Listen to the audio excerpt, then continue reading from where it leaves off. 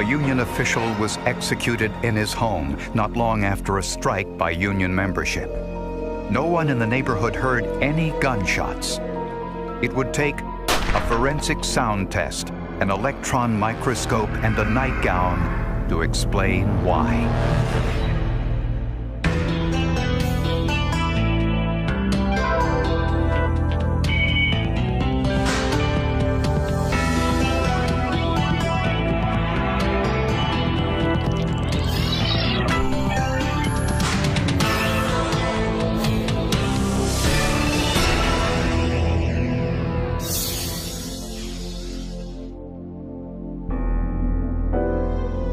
39-year-old Joe Doyle was an official of the local AFSCME, a union representing government employees. It could be the most bitter, cold day in the world, and if he thought you were cold, he'd take his shirt off and give it to you, even if he didn't know you. Now, he also, as big as he wasn't afraid to tell you exactly what he thought. He got into people's faces. He was a wonderful guy. They either loved him or they might have hated him. Joe and his wife, Katie, had been married for about 8 years. On July 30th, 1998, the couple went to a private club after work for drinks. Early the next morning, Katie phoned police in a panic. County 911, what is your emergency? I need some help. My husband won't move and there's like blood around him and stuff. Did you hear him fall or anything? No, he's laying in bed on his stomach. I went in to wake him up for work. Okay. All right, we'll get somebody right there. Thank you. Don't touch anything. All right. Joe Doyle had been shot at close range. It was an execution-style killing. When someone's dead with four gunshot wounds to the head, the first question that anyone's going to ask is, did this person have enemies? Because obviously it wasn't a friend that did this. There was no sign of forced entry, and Joe's empty money clip was on the floor, which according to Katie had contained approximately $1,800. The first suspect in a murder like this is always the surviving spouse. Katie's hands were tested for gunshot residue, which would have been present had she fired a gun. The test was negative. Katie told police that they got home from the club around 8:30, had dinner, then went to bed. Around midnight, Katie said she went to sleep in an adjacent bedroom. It was because of Joe's really, really, really loud snoring that she couldn't take it. She tried to get to sleep and she lay there for an hour or so, but she finally had to leave and go into this next door bedroom because of the snoring. The next morning, when Katie went in to wake her husband, she found him dead under the covers. Katie insisted she didn't hear any gunshots. Neither did any of her neighbors. One of the funniest things in the case was that no one heard the gunshots. No one. We really did not have any good evidence of any hearing of gunshots that night. It's possible a silencer could have been used. It could be a professional type of silencer that is affixed to the gun. Police couldn't help but notice the amount of dust in the Doyles' home and wondered whether this might help track the killer's movements and ultimately reveal his identity.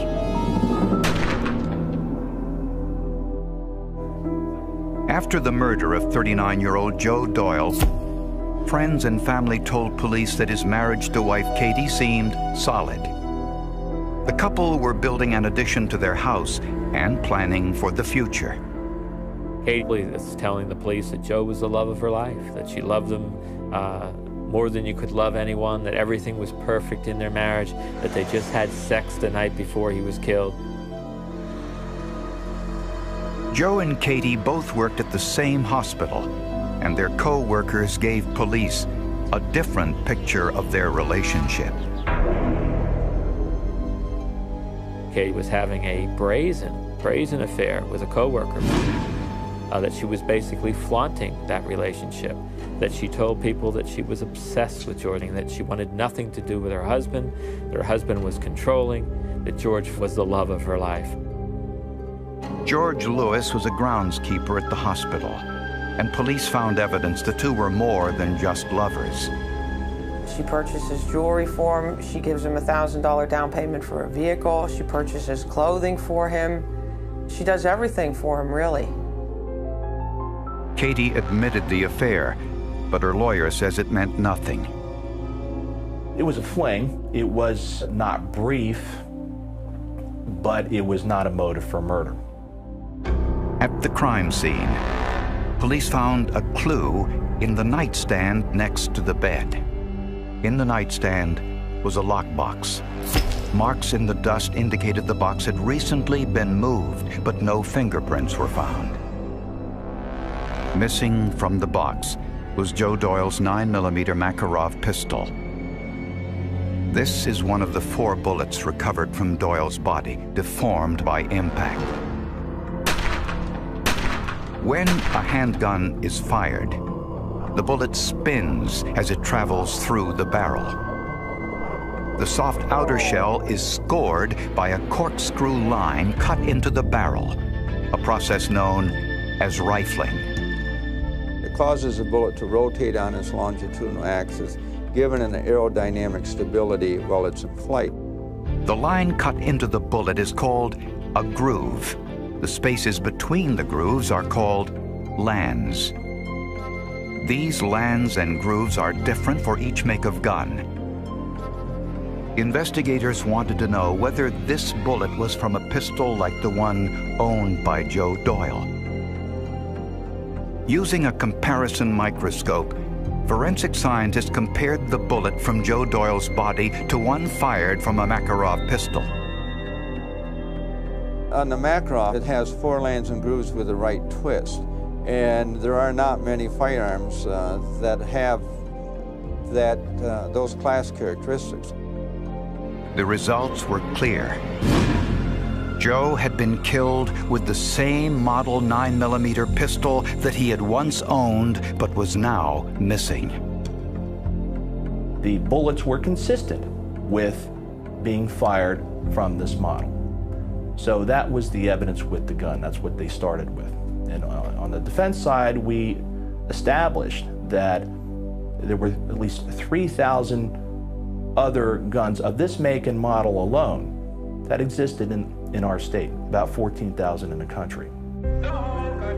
Police then looked into Joe's union ties.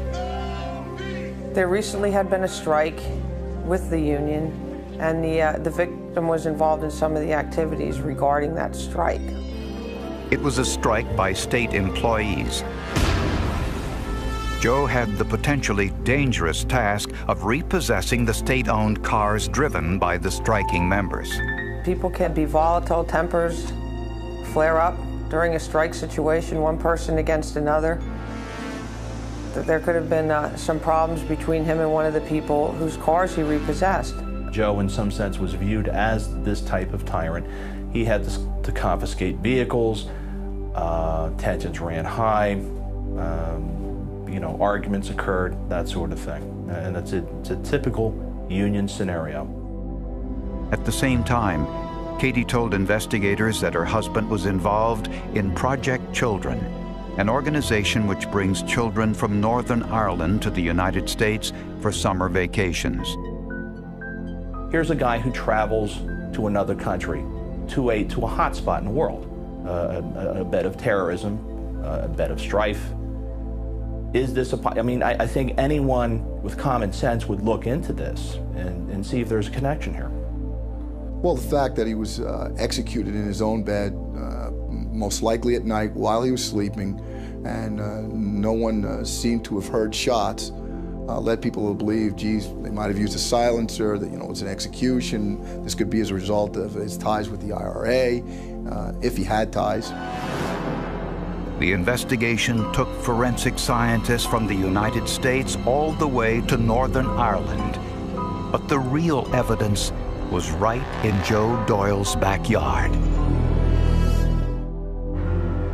Police investigating the murder of 39-year-old union official Joe Doyle pursued every possible lead, looking into his union activities over the past several years, as well as his involvement with a charity in Northern Ireland.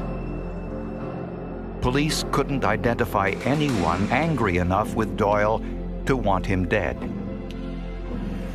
So they looked once again at his wife, Katie, and her lover, George Lewis.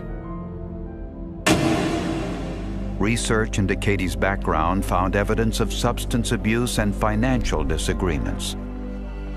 Joe was tough on Katie. Katie had had a drug problem years before. Joe caught her. Joe didn't trust Katie anymore, didn't trust her with the money. No relationship's perfect. This one certainly wasn't a perfect relationship. They're going to take a microscope and examine the spouse, their entire life, and they're going to try to dig up any piece of dirt possible. Her boyfriend, George Lewis, had an alibi for the night of Joe Doyle's murder. George basically was a real lover. He had other girlfriends besides Katie, apparently, and so he was out with one of his girlfriends that night. Two people alibied him. The first one, which would be for the earlier part of the evening, was with the other woman with whom he was having an affair, and then for the later part of the evening was with his wife. As for Katie Doyle, she said that she had sex with her husband that night and later left to sleep in an adjacent bedroom because of Joe's snoring. The door was shut and the air conditioner was running, and she claimed she never heard the shots. The head of her bed would be resting against a wall. That wall is the same wall that separates her room from the bedroom where the victim is sleeping, which puts them in extremely close proximity to each other, a matter of feet. The distance was 15 feet, separated by a 5-inch wall and a closet. Investigators brought in Dr. Harry Holeen, a forensic audio expert, to test Katie's claims. On a shooting range, Holeen fired a Makarov 9mm pistol and recorded the sounds. When you fire a gun, you explode some gunpowder in a cartridge in a barrel, and that explosion is very rapid. So the acoustic signal coming out of the barrel as the bullet comes out of the barrel very rapidly, the acoustic signal also is one that's very abrupt. The Makarov generated between 118 and 120 decibels of sound. And it'd be comparable to a motorcycle, a heavy bus close by, power lawnmower, chainsaw, things such as that. But the sound created by a gun is of short duration. Would Katie Doyle have heard it? To find out, Holeen used 2 adjacent bedrooms in his house. He then put the recording he had made of the Makarov pistol in one bedroom and a sound meter in the other bedroom. If the shot was 118 decibels, 60% of that sound, approximately 70 decibels, reached the other bedroom. If you're asleep, there's a very good chance that it would wake you up. And forensic scientists found another discrepancy in Katie's story. Katie said she left Joe's bedroom around midnight and that she found him dead at 6 a.m. But forensic scientists found alcohol in Joe's stomach. The alcohol he consumed at the club would all have been absorbed in his body had he been killed after midnight. The medical examiner estimated the time of death was closer to 10 p.m. This could easily explain why neighbors didn't hear the shots. The ambient sounds of televisions, radios, and stereos at that time of night could easily have muffled them. Next, investigators wanted to test Katie's nightgown that was found on the floor next to Joe's body. Pulling the trigger creates a small explosion when the primer ignites the gunpowder, which in turn propels the bullet. Gases from that explosion create a small cloud about 3 to 5 feet in diameter that usually wafts back over the shooter. The gases from the primer escape from the firearm through any available opening. In the form of a gas or a vapor, It then solidifies into tiny particles which are deposited on the hands, clothing, or the immediate proximity of the discharge.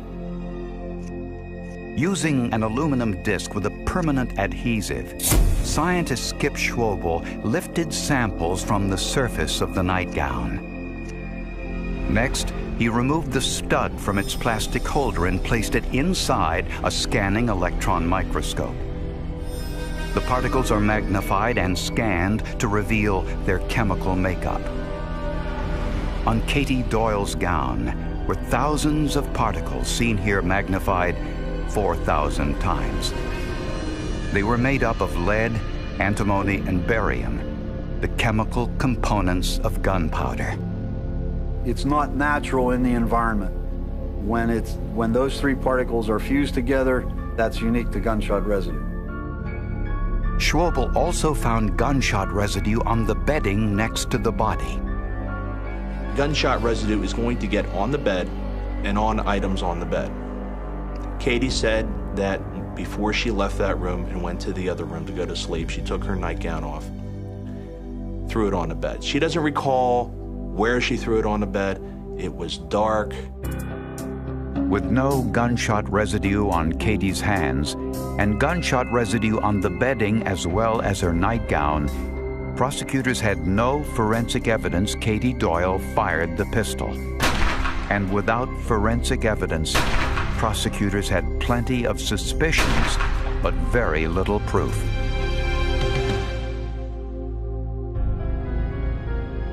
Police believe Katie Doyle lied when she told them her husband was alive when she left his bedroom around midnight.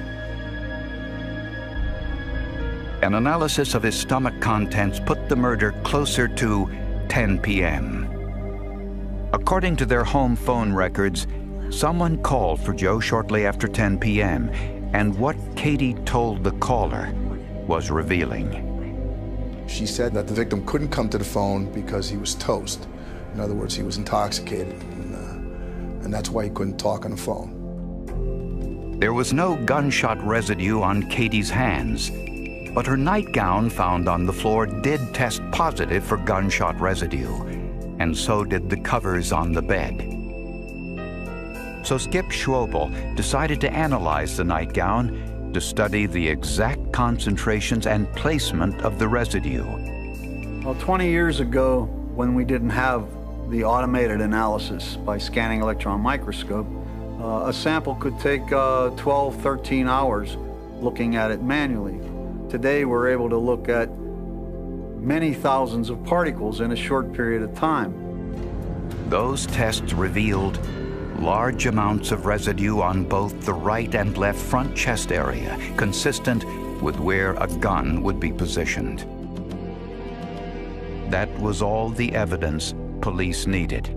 The significance of the gown is the reason why I arrested the victim's wife for the murder of her husband. Prosecutors think they know the motive for the murder. She was head over heels over this guy. She didn't want Joe anymore. I mean, this is your standard one spouse not wanting to be married. The forensic evidence shows that Joe Doyle was in bed sometime before 10 p.m. Prosecutors believe Katie went into the bedroom, took her husband's 9mm pistol from the lockbox, then fired 4 shots into his head at close range.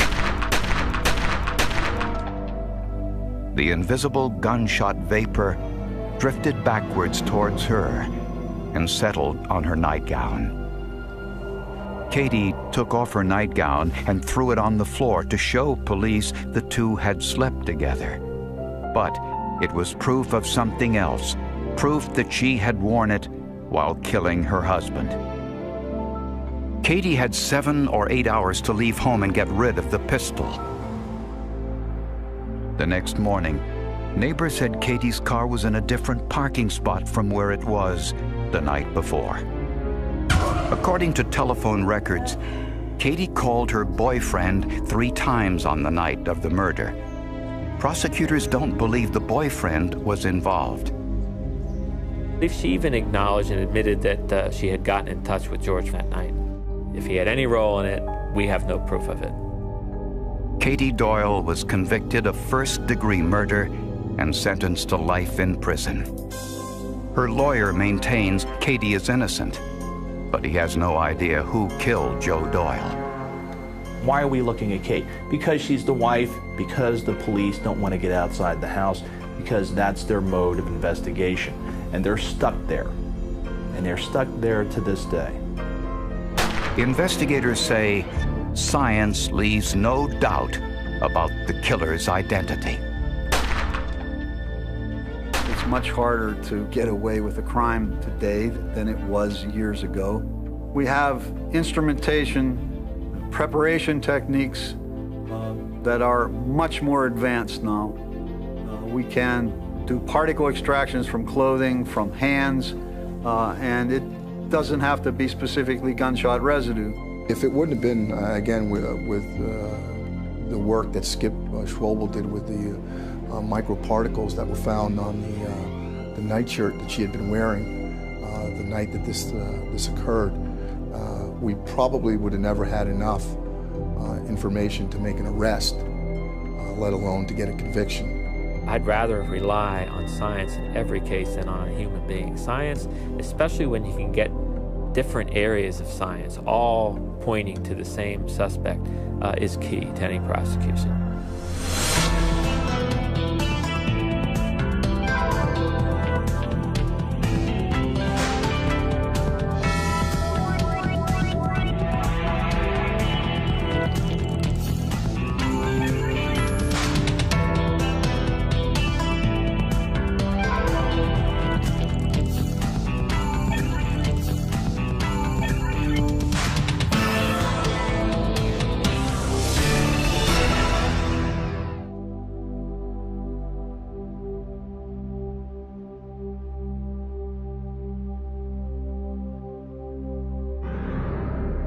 A young woman complained about a shuttle van driver who took her home from the airport.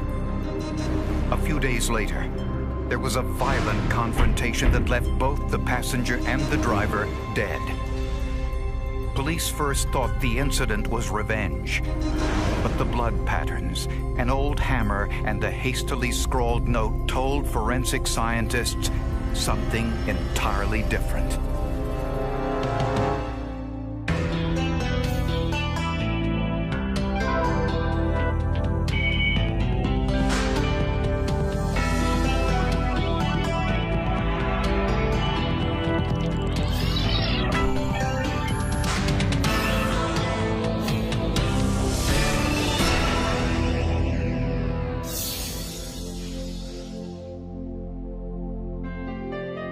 In August of 1995, 32-year-old Donna Winger and her infant daughter Bailey flew into the St. Louis airport after spending a week in Florida visiting her parents.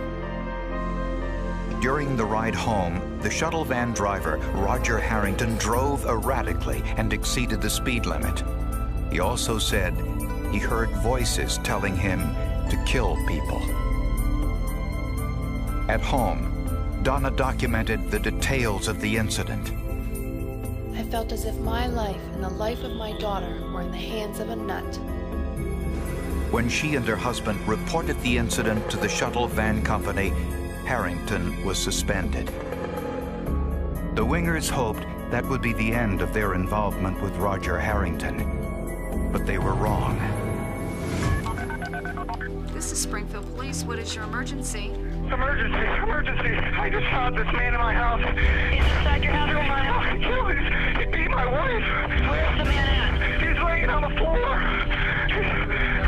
Is he dead? I don't know. He's making weird sounds. Is the man still in your house? Yes, he's laying there on the floor with a bullet in his head. Did you shoot him? Yes, I shot him. He was killing my wife. My baby's crying. My baby's crying. I gotta go. I'll call you right back.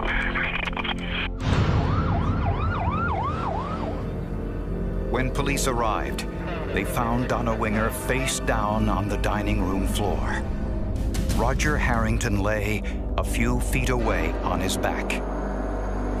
Paramedics rushed them to the hospital, where they were both pronounced dead on arrival.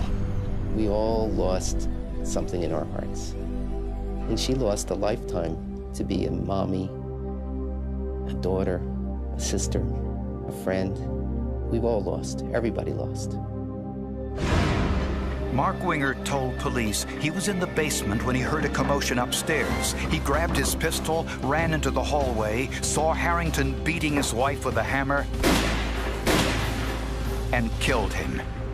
Mark blurted out, "This is the man that's been stalking my wife. This is the man who's been harassing my family." We did ask Mark why Roger would be over at his house on that day. Mark said that he had no idea. Police found Roger Harrington's car parked in front of the Winger house. Donna's handwritten account of what happened in the van with Harrington was on the refrigerator door. That was the one piece of evidence that Donna spoke to us through. She was not alive, so we couldn't ask her what had occurred, but she did document what happened on the ride with BART Transportation from St. Louis, and that was supportive of Mark's facts. A background check revealed Harrington had a history of mental illness and had twice been hospitalized for psychiatric treatment. He was an individual that, like many Americans, have a mental illness, and it was being addressed. The hammer Harrington used to attack Donna Winger had been on the dining room table. Donna wanted a picture hung in the house. To remind Mark to hang the picture, she placed the picture and the hammer on a table, so Mark would remember to hang the picture. Also on the table were Harrington's coffee mug and a pack of cigarettes. Police speculated that Harrington sought revenge for the Wingers' complaint. Immediately determined that it was more plausible that a mentally ill subject had attacked Donna and killed her. When the investigation was over, Mark Winger was called a hero for trying to save his wife. Not only had he lost his precious wife, but he also had to shoot a man, trying to protect her.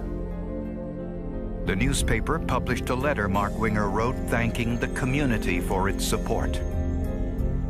Roger Harrington's family refused to believe it. I never have ever seen Roger be violent to anybody. 4 years later, forensic evidence came to light that raised new questions about what really happened that day in the Wingers' home.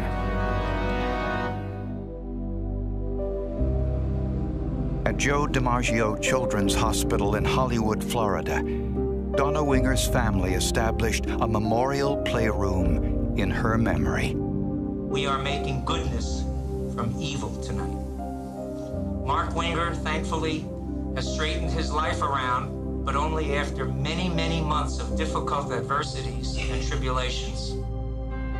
Back in Springfield, Illinois, Mark Winger married his daughter's nanny, Rebecca Simic, and together had 3 more children. Although 4 years had passed, Donna Winger's best friend, Deanne Schultz, was still having a difficult time. She was suffering from such a deep depression she had to be institutionalized. She was given electroconvulsive therapy to treat her depression. Probably the most extreme measure you can go to try to become well. She was on numerous medications for it. She was not getting any better. One day she tells her doctor, "This is what I know. This has been burdening me. This is what I know." The doctor says, "You've got to tell someone about this." Her story was devastating. Deanne told us that she had an affair with Mark Winger prior to and after the murders taking place. Deanne said her depression was caused by her suspicions about Donna's death. The motive was that he wanted out of the marriage, and Deanne was under the impression, because rings had been purchased, that at some point that they would be married. But after Donna's death, Mark didn't marry Deanne as she had hoped. Instead, he married his daughter's nanny. Mark obviously says she's making all this up. It's all fabricated, it's all a lie, and it's all just an effort to get back at him because they're no longer together. She is the jilted individual. Hotel receipts and telephone records confirmed Deanne's claims of the affair. And police were faced with another discrepancy. Mark Winger told police he had fired 2 shots into Roger Harrington, but a neighbor reported hearing a pause of perhaps 5 minutes in between the 2 shots. The recording of the 911 call Mark Winger made to police told a similar story. Is the man still in your house? Yes, he's laying there on the floor with a bullet in his head. He says there's a man in there and he has a bullet in his head on the 911 tape. If you listen to it, it's there, a bullet. In the background, you can hear a man moaning. Was it possible that while Mark was on the phone, he realized that Harrington was still alive, hung up, and then shot Harrington a second time? Lieutenant Doug Williamson always had nagging doubts about Mark Winger's story. But at the time, his superiors disagreed, and the case was closed. That day of the murder, and for at least several weeks, if not months, after the murder occurred, most people at the police department that were there on the scene thought that Mark's story was true. And Williamson was also bothered by the fact that paramedics found Donna Winger face down on the floor. If Mark cradled his wife in his arms, as he claimed, why would he put her face down? In the case file were 3 photographs of the crime scene shot before the victims were taken to the hospital. The bodies were not in the position Mark originally described. When you look at the pictures, Roger's head is facing the same direction as Donna's head. So it's not possible that he fell backwards, as Mark had repeatedly stated during interviews. The photographs of the death scene were never compared to the statements Winger had made to the police. And I thought they'll read my report and they'll find the pictures have been placed in evidence, and they'll find either that night or the next morning. But they never did. The final straw may have been the multi-million-dollar lawsuit Mark Winger filed against the transportation company that employed Roger Harrington. Police decided to reopen their investigation and called in some of the world's best forensic scientists to help.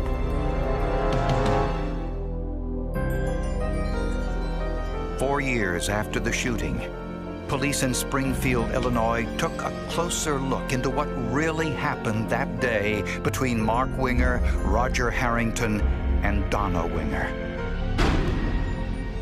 Mark Winger told police that he ran down this hallway and saw Roger Harrington facing him, kneeling on the floor, striking his wife with a hammer. Winger says he shot Harrington twice in the head, but the physical evidence contradicted this story. Ballistic tests on Winger's pistol showed that shells are ejected back to the right. Mark Winger, when he told us that he fired that first shot, he indicated he was standing in his hallway.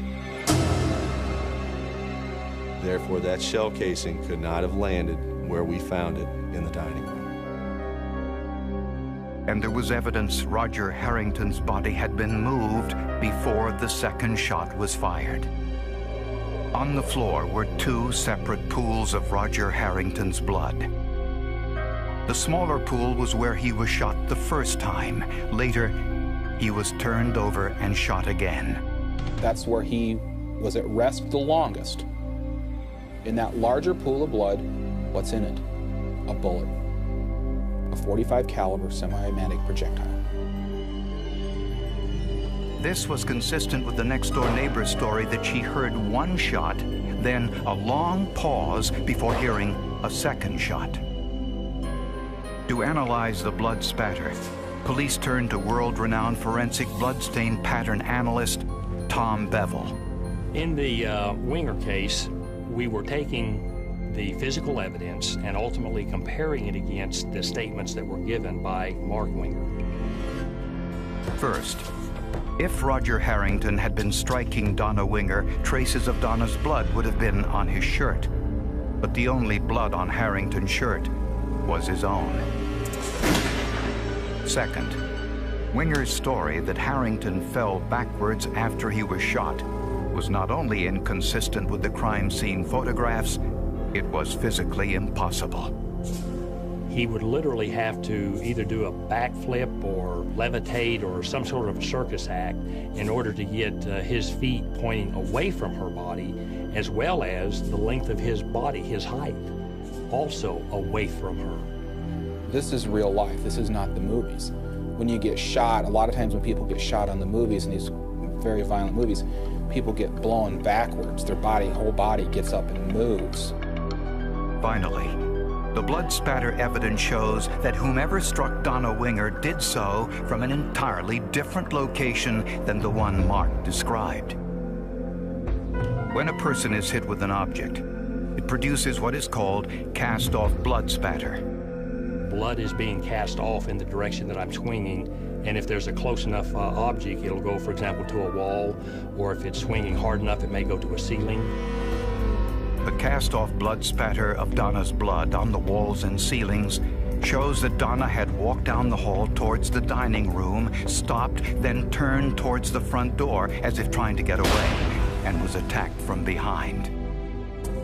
A single, elongated cast-off blood spatter of Donna's blood, identified as stain number 7, was on Mark Winger's right sleeve. Bevel says this proves Mark Winger was closer to Donna during the attack than he admitted. Which then makes it much more consistent that he is the person that is delivering the blows versus Harrington. And police found evidence that Mark Winger had invited Roger Harrington to come over to his house that day. Harrington's roommates told investigators that Mark Winger called Harrington at home, gave Harrington his address and the time for the meeting, 4:30. Corroborating that was a note found in Harrington's car with the Wingers' home address and the time, 4:30. Roger Harrington's family hoped that a court of law would vindicate their son and convict the man they always believed was responsible for Donna Winger's death. I believe that Mark Winger is a cold, calculated, arrogant individual who thought he could outsmart everyone, and he was unable to do so.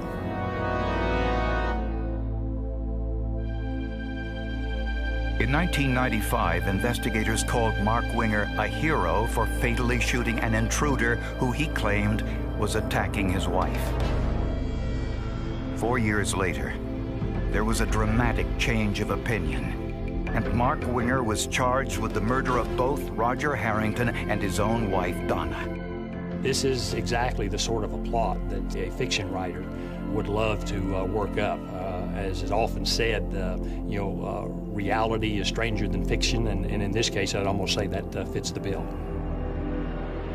The motive was partially financial.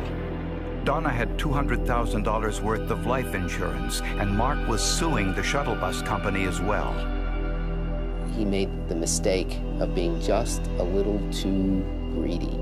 He had the perfect crime, and he blew it because he wanted to press forward and see if he can get more money.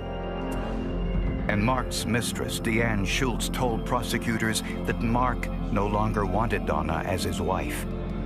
Donna's bizarre trip with shuttle van driver Roger Harrington gave Mark the perfect setup he needed to commit murder. According to Deanne, as soon as Mark got the story about the trip, he knew that was the guy, and then set things in motion to get him inside his house.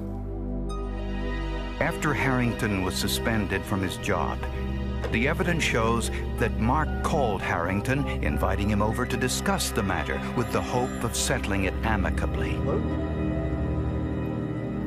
Harrington showed up at 4:30, the time he wrote on his note, and walked in with his coffee cup and cigarettes. These are hardly the weapons of a psychotic killer. Prosecutors believe Mark Winger walked Harrington to the refrigerator, possibly to see Donna's note. Mark then pulled the gun, ordered Harrington to his knees, and fired a single shot into his head. The next-door neighbor heard that shot.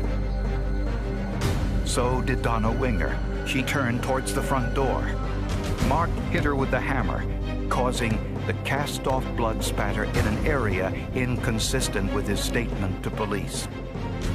Then Winger called 911. Is the man still in your house? Yes, he's laying there on the floor with a bullet in his head. Did you shoot him? Yes, I shot him. He was killing my wife. But during the call, Winger realized Harrington was still alive. My baby's crying. My baby's crying. I gotta go. I'll call you right back. Instead of going to his daughter's room, Winger turned Harrington over and shot him a second time.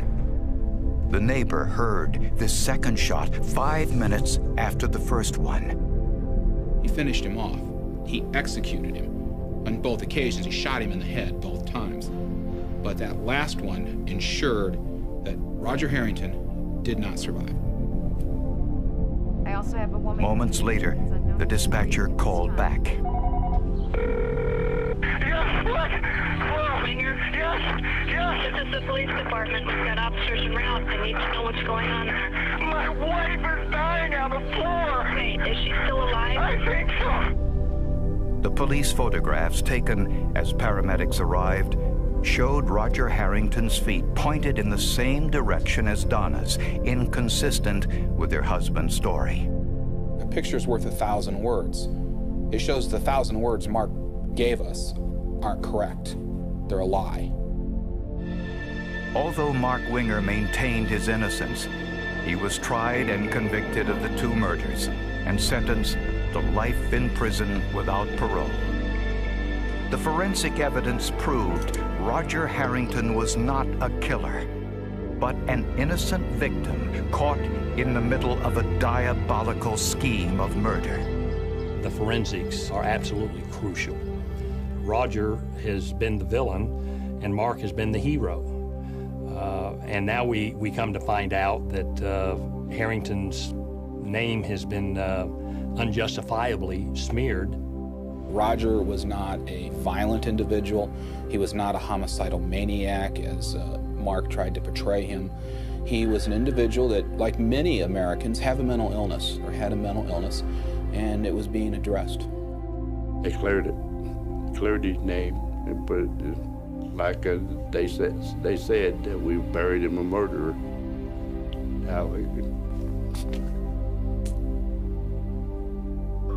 The beauty of forensic evidence, and I say this many times, the beauty of a fingerprint, the beauty of DNA is it doesn't have an interest, bias, a prejudice, or a motive. It is what it is. And that constant of the forensics in this case showed the other evidence for what it was. It let it be a building block to show the judge and the jury, our community, what happened. And I was thankful that we had it. Yeah, thank you, Tom Bell. And I hope someday I can meet you face to face.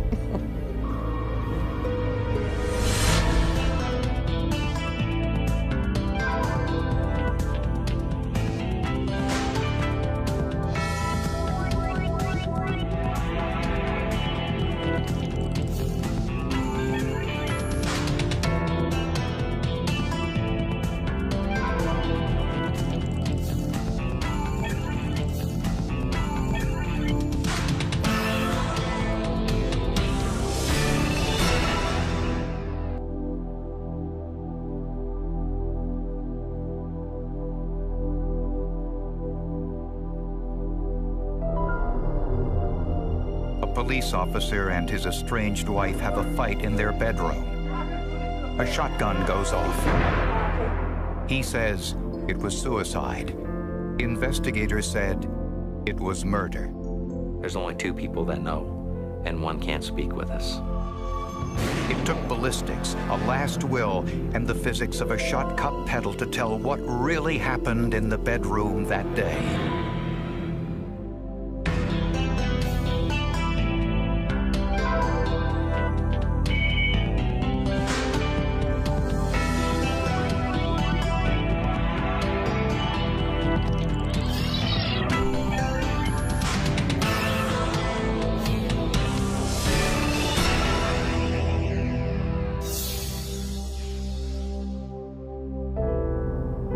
In the desolate beauty of northwest New Mexico, the city of Farmington is one of the few green spots. The streets are generally quiet.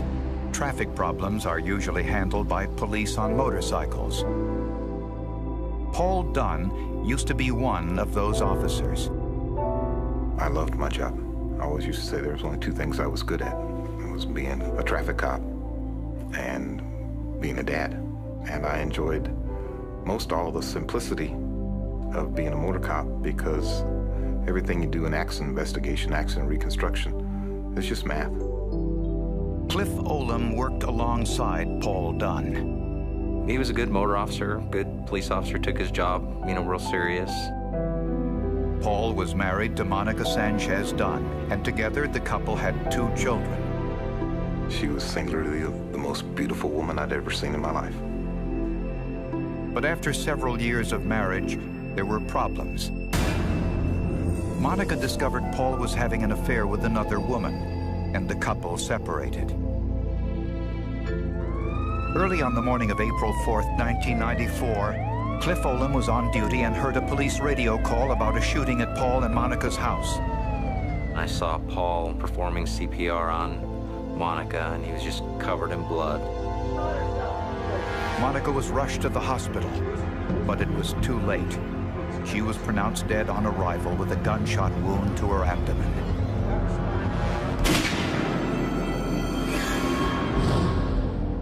Paul told police he went to the house to have breakfast with his daughters. As he walked in, Monica was just about ready to leave for work. When they met, tempers flared. She said, "I'm filing charges on you." And I said, "What?" She said, "I'm filing charges on you for battery." And then she stormed off down through the living room and down the hallway and into the bedroom and slammed the bedroom door. Paul followed Monica to the bedroom.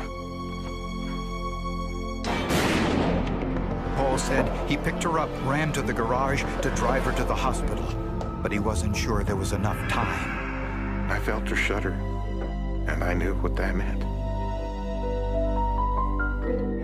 His friends on the police force didn't believe the suicide story.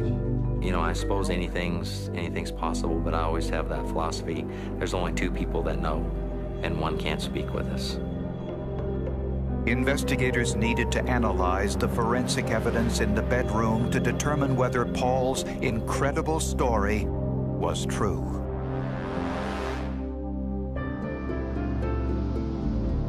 Since Paul Dunn was a Farmington police officer, his wife's suspicious death was assigned to another department, the New Mexico State Police. Investigators couldn't find any usable fingerprints on the shotgun, and they removed the back wall containing the shotgun pellets for later analysis. In Monica's van, investigators found a domestic violence complaint form. Just the day before her death, Monica had gone into police headquarters to have photographs taken of injuries she said Paul inflicted during a beating. She had a bruise on her cheek, she had a bruise on her thigh, and a couple of other places on her legs. She was going to file these battery charges, and that was going to cost him his job. When police photographed Monica's injuries, they violated standard procedure. A witness said a male officer photographed Monica's injuries alone in his office with the blinds closed. They would have a woman officer come in and take the photos, and he didn't do that. And he didn't have anybody in the room with them. It was just him and Monica. So they're alone, and it took them about 10 minutes to do these photos. So there's kind of questions on what happened in that room during that 10 minutes. At Monica's autopsy, the pathologist noted 2 abrasions near the entrance wound, identical to those caused by a shotgun. Unlike a rifle, a shotgun fires several projectiles at once. In this case, 9 pellets. A plastic cup with 4 equally spaced cuts holds the pellets together in the shell. When fired, this shot cup opens like a flower with 4 petals. It will catch air, and this will open the petals. You'll see the shot cups opening and being spread out in the form of a cross relative to the path of the bullet. Since the shot cup opened before entering Monica's body, this meant that the muzzle was 1 to 3 feet away from Monica's body. From muzzle to trigger, the gun was 29 inches long. If the muzzle was 12 to 24 inches away from her abdomen, Monica's arms would have had to be almost twice as long to pull the trigger. Paul vehemently denied killing his wife and offered to take a lie detector test. Did you ever physically injure Monica? No. Did Monica shoot herself while you were standing more than 6 feet away from her? Yes. The results? Paul passed the polygraph. But based on the forensic evidence, he was arrested and charged with murder. Police officers take an oath to protect and serve the public, and it's very disheartening when a police officer engages in this kind of conduct. Since he was a police officer, he was separated from the rest of the prison population. I was locked up 23.5 hours a day, 7 days a week, for 8.5 months. I paced an X in the paint in the floor. The police department turned against him. Once he gets charged and once he's out of the group, then I think they pull ranks and stay together. Paul hired a family friend, Victor Titus, to defend him. Ironically, Titus had been a pallbearer at Monica's funeral, and he couldn't understand why the family asked him. I mean, they're very, very family-oriented, and they would have picked folks solely within the family. And it wasn't just me, but the other folks that were in the as pallbearers as well, let me know that those are hand-chosen by Monica somehow. And it just didn't feel right. But how could Monica have chosen her pallbearers if she was dead? Titus suspected Monica had left a suicide note and that it had been withheld from the defense. At a pretrial hearing, Titus demanded to know whether a suicide note existed. Mr. Sanchez, Monica's father, was in the courtroom, and Judge Rich asked him directly. He stood up and said, "Yes, I have something at home in my file cabinet." Monica had given the note to a family member almost a month before her death. It named pallbearers for her funeral and designated who should get her belongings when she died. I now realize life isn't fair. Most of the time, it seems very cruel. Please tell the girls I love them very much. I know they will grieve. I'm really sorry about this. I just don't have any more strength or power to go on. Prosecutors said the note didn't say anything about suicide. It was Monica's last will and testament. Prosecutors refused to drop the case based on the forensic evidence. It would be left to a jury to decide whether Monica Dunn's death was a suicide or cold-blooded murder. In preparation for trial, Paul Dunn's defense team hired Dave Pfeffer, a private investigator with 20 years of police experience, to examine the crime scene. The evidence showed that the shotgun pellets went through Monica's body through the sheetrock, and hit the brick wall and wooden studs beneath. Pfeffer conducted a crude experiment. We lined up the indentations and the marks on the 2x4 with the indentations on the brick and ran them straight in a line, and it indicated to us that the line, all three lines came directly to the foot, actually about a foot into the waterbed itself. That was very unscientific, but it gave us a good general idea. This contradicted the state's theory that Monica was standing when shot. For a more detailed ballistic examination, Pfeffer contacted Nelson Welch, the former chief firearms investigator for the New Mexico Crime Lab. In examining the autopsy photographs, Welch noticed a substance called Grex in and around Monica's wound. Now, Grex is the white buffering material that's loaded in with the double-aught buck to prevent them from being deformed when they're shot at high pressure. But Welch was troubled by the fact he could find no Grex on the outside of Monica's dress. Welch test-fired a shotgun into ballistic gelatin covered with a cloth about 2 feet away, which is where prosecutors say Paul was standing with the shotgun.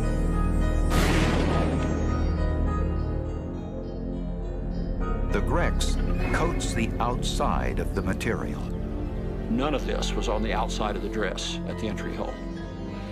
There was a large amount of Grex on the inside of the dress, both on the front and on the back, intermingled with the blood, and so almost all of the Grex that I could find had entered the wound. There was none outside.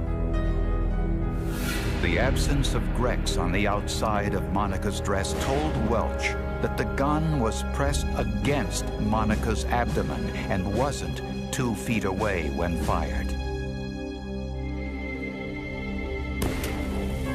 Dr. Martin Fackler, a career Army surgeon who had been the military's expert on gunshot wounds, also examined the autopsy photographs.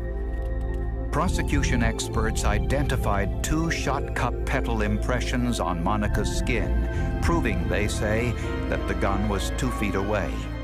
Fackler says if the gun was 2 feet away, all 4 petals would have been visible, each 90 degrees from one another. Fackler says this second impression didn't line up properly with where a shot petal mark would occur.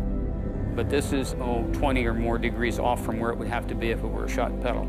And besides, it doesn't look like a shot petal mark because there's a little mark that most certainly is the front sight. And so they just misinterpreted that. Precise measurements matched this impression to the bead sight of the muzzle of the shotgun. Paul Dunn's defense experts were convinced that the gun was against Monica's stomach when it went off. But regardless of the gun's position, they would still need to prove that Paul Dunn did not pull the trigger.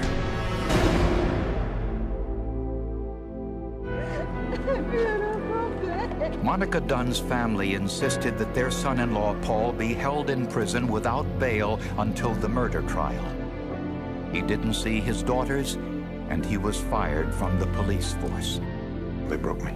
They broke me. 8.5 months in solitary confinement will break anybody. He decided that if he were convicted, he would kill himself rather than do hard time. He did keep part of a plastic razor. He got rid of the plastic part of the razor and just kept, the little tiny razor. And he just decided, he was not going to go to prison because what, inmates do to cops in prison. At the trial, prosecutors presented their theory that Paul shot Monica from 2 feet away while both were standing. The defense presented a very different version of events. In the courtroom, they recreated Monica's bedroom, using the actual bed and wall.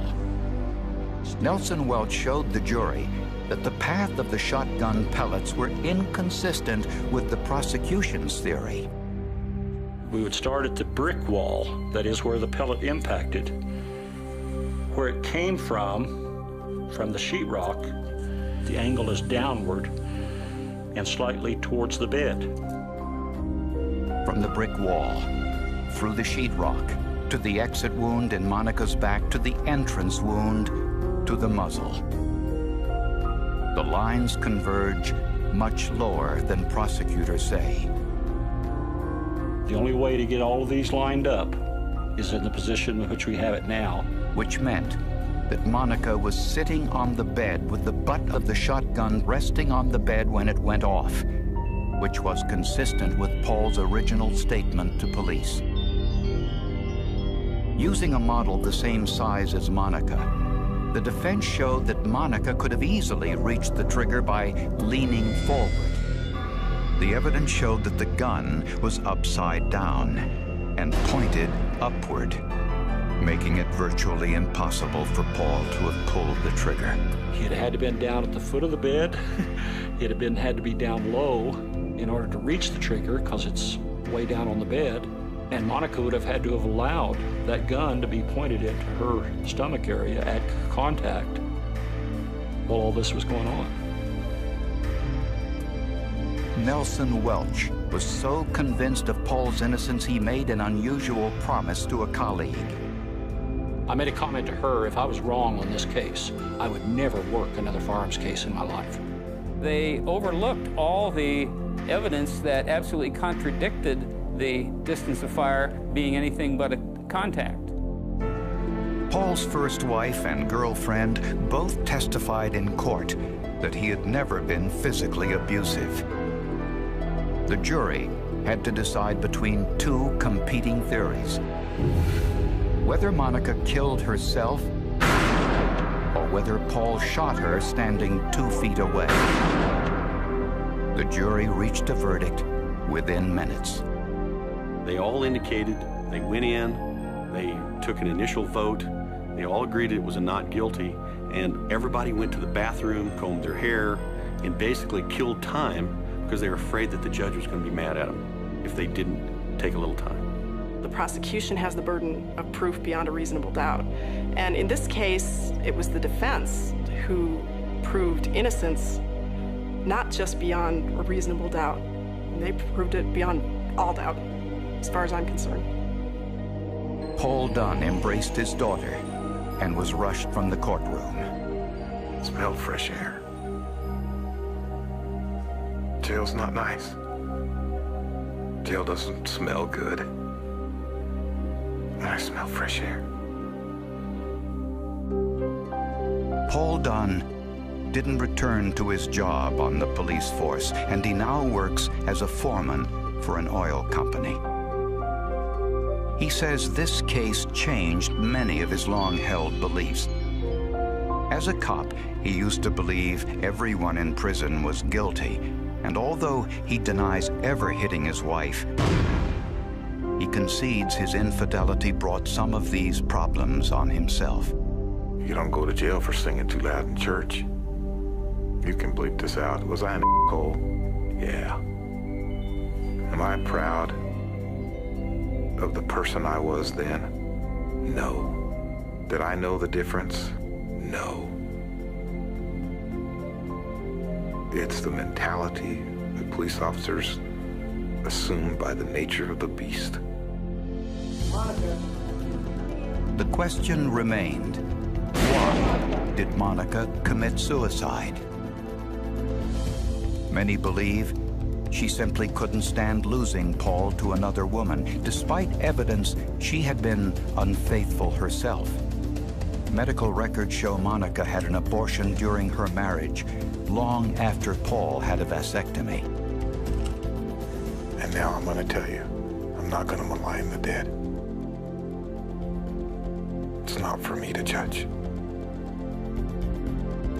Just how Monica got the bruises remains unknown, and the letter she left behind raises more questions.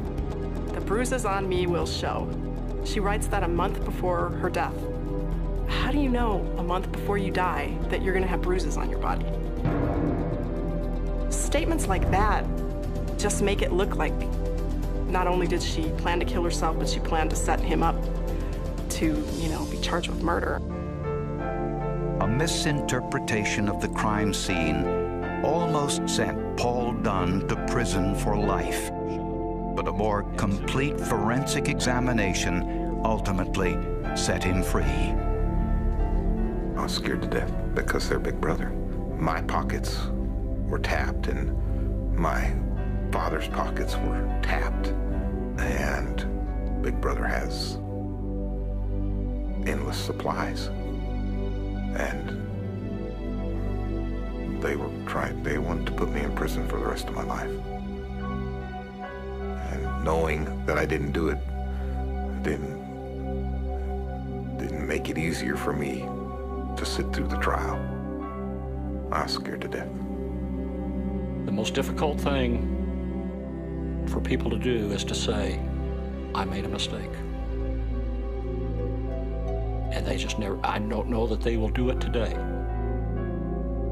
But the jury sure found out that they made a mistake.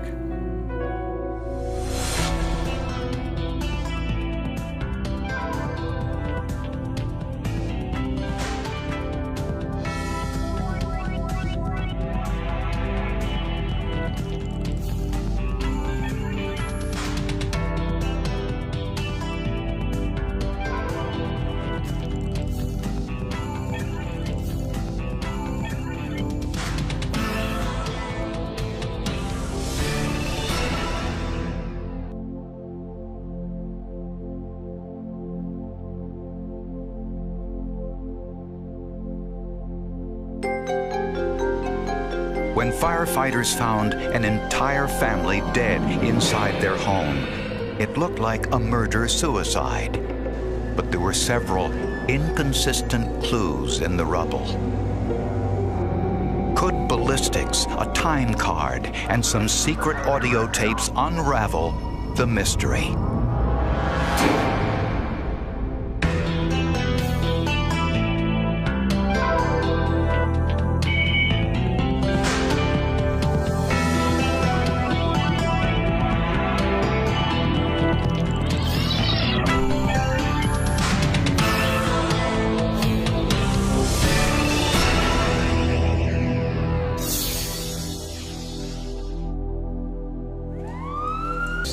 Wife and 2 young daughters, and then set the home on fire and got in bed and killed himself.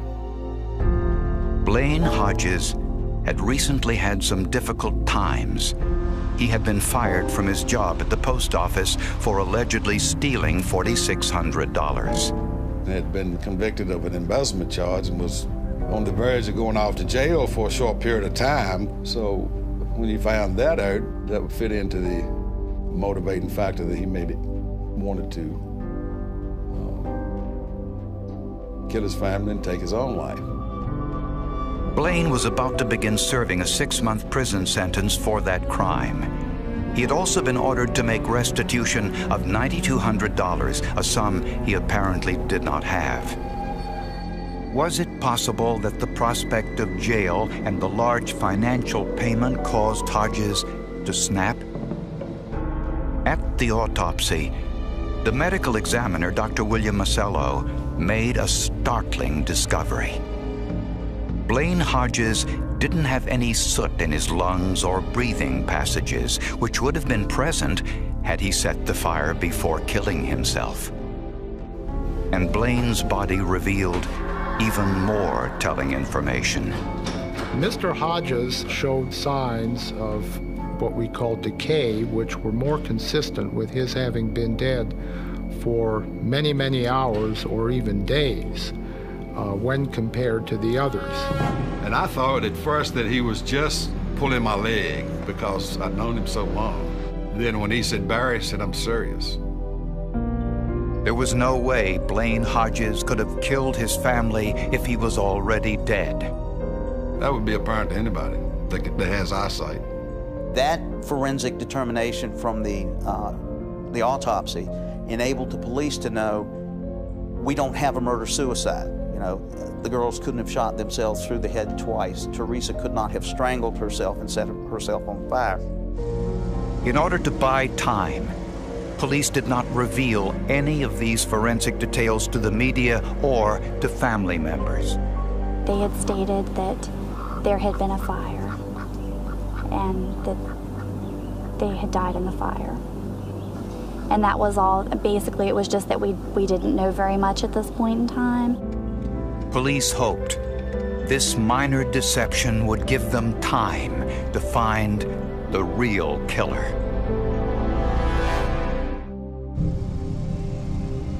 Police were investigating a suspicious house fire that at first appeared to be a murder-suicide. The forensic evidence revealed someone from outside the home murdered all 4 members of the Hodges family before setting the fire.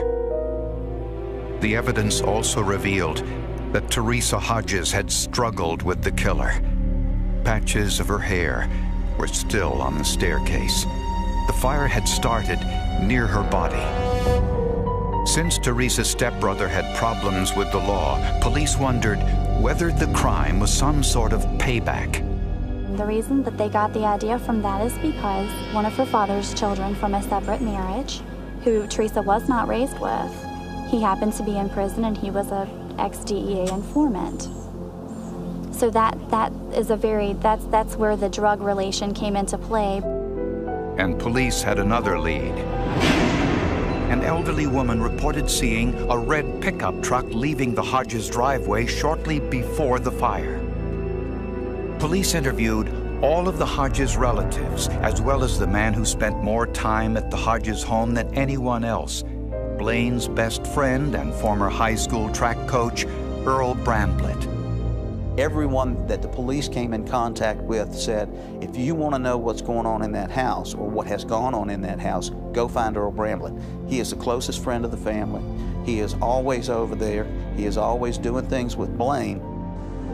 Bramblett told police that he went fishing with the Hodges the day before the fire, and that he had no idea who would have wanted to harm the family. But Bramblett said something revealing about Blaine Hodges during the interrogation. Called him a SOB and said this our SOB had a beautiful family. He did them and did himself. Newspapers reported only that the family died in a house fire and said nothing about a murder-suicide. When he said that, suspicion turned. A background check revealed that Bramblett had previous brushes with the law. In 1977, he had been a suspect in the disappearance of 2 Roanoke girls whose bodies had never been found. He was also accused of molesting a young girl in 1984. With a warrant, police searched Bramblett's home, which was nothing more than a room in a nearby motel. Inside, they found numerous crime novels and textbooks. He had one book in his possession. It's about forensic science and the techniques used by forensic science to do different things. Police also found a detective magazine featuring an article about a murder committed with a pistol with no barrel. Coincidentally, the gun found next to Blaine Hodges' body had no barrel. Bramblett owned a pickup truck, but it was white, not red, like the one seen leaving the Hodges driveway. But in the back of Bramblett's truck were several .22 caliber cartridge shells. Police then visited Bramblett's employer to see if he was at work on the day of the murders. On Bramblett's time card for that day, one of the entries had been blacked out.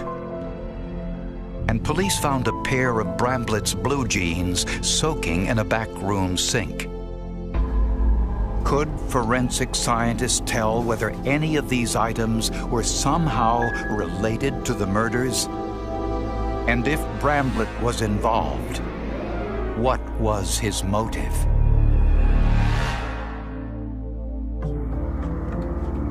A team of forensic scientists at the Western Virginia Crime Lab analyzed the items recovered from their prime suspect's home.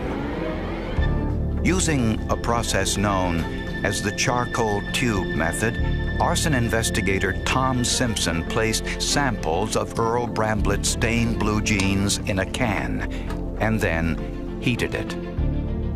The vapors were trapped in a tube filled with charcoal.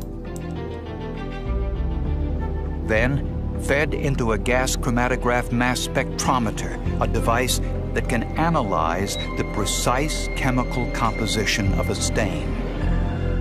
Even though Bramblett's jeans had been submerged in water, Simpson discovered the stains were diesel fuel, the same accelerant used to start the Hodges fire. Diesel fuel is very good to get a fire spread very quickly. If something is soaked in diesel fuel, it may not flare up as quickly, but it will burn much hotter. K. It almost looks like a capital R. Forensic handwriting analysis also solved another mystery. In the dumpster behind Bramblett's workplace, police found a page torn from a desk blotter with some unusual drawings. Drawing of stick figures with arrows pointing to the head and little flames drawn around the body of somebody that looked like laying on a couch, and little stair steps drawn to look like you're going up the stairs inside of a building.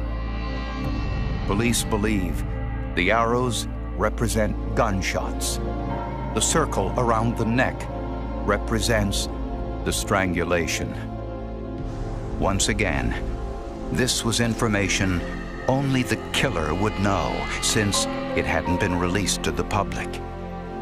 The handwriting at the bottom of the page was consistent with Bramblett's known handwriting samples.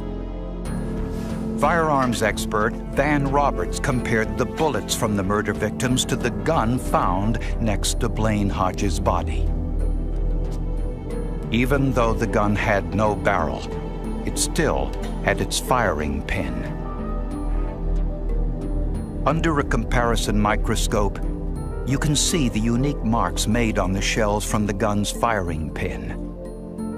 The firing pin marks from the gun at the crime scene matched the spent casings found in Bramblett's truck and the casings found in the Hodges home. The FBI conducted an elemental analysis on the bullet fragments removed from the bodies. When the manufacturer makes bullets, even janketed bullets, because they have lead in the middle, they'll make up a pot of hundreds of pounds of lead, molten lead, and add certain trace elements to it. This big pot that's used to make all these thousands and thousands of bullets is particular to itself because of the amount of trace elements they put in it. This analysis of the lead by the FBI proved that the bullets from the victims' bodies were made from the same batch of molten metal as the unused bullets found in the home of Earl Bramblett. But one thing troubled investigators. Why did the witness identify a red pickup truck leaving the Hodges driveway around the time of the fire? This is what a white pickup truck looks like under the sodium vapor lighting near the Hodges home. It makes the white truck look like a red truck. The forensic evidence tied Earl Bramblett to the murders, but it was Bramblett himself who unwittingly revealed the motive. In Bramblett's trash, police found a late notice for a storage locker rental near his home. Ironically, the name of the place was Winter's Mini Storage, spelled the same way as Winter Hodges' name. Inside were boxes and boxes of audio tapes. I'm going to do the best I can to keep a daily record on tape on this little Panasonic of everything that happens to me. And what he said about 11-year-old Winter Hodges was chilling. She wants to get me excited, and she knows how to do it. It was very damaging to Mr. Bramblett as far as what his motivation factors were with little Winter. The pedophilia implications that he had towards her. And I won't discuss that garbage here. After nearly 2 years of investigation, Roanoke County prosecutors finally had enough evidence to arrest Earl Bramblett for the murder of the Hodges family. It's time. We know it well enough. Let's go. All the forensics are done. I think we had basically everything we needed after about a year and a half to a year and 8 months. Earl Bramblett was ready too. I just want this to be fast. Let's get to a trial. That was one of the few times Bramblett ever spoke in court. But jurors heard his voice many times on the audio tapes. At one point, Bramblett said he feared Blaine Hodges was out to get him.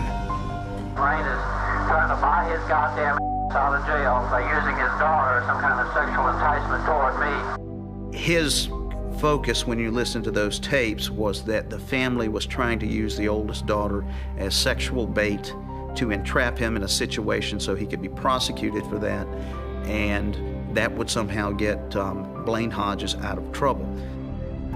Leach says Blaine Hodges never tried to reduce his prison term on the embezzlement conviction by trying to entrap Bramblett. Leach believes it was all a figment of Bramblett's imagination. Quite frankly, his paranoia fed that to the point that I think that's a huge factor in why he committed the crime. On the day of the murders, Earl Bramblett had plans to go fishing with the Hodges family. He probably used some ruse to speak with Blaine alone inside the house.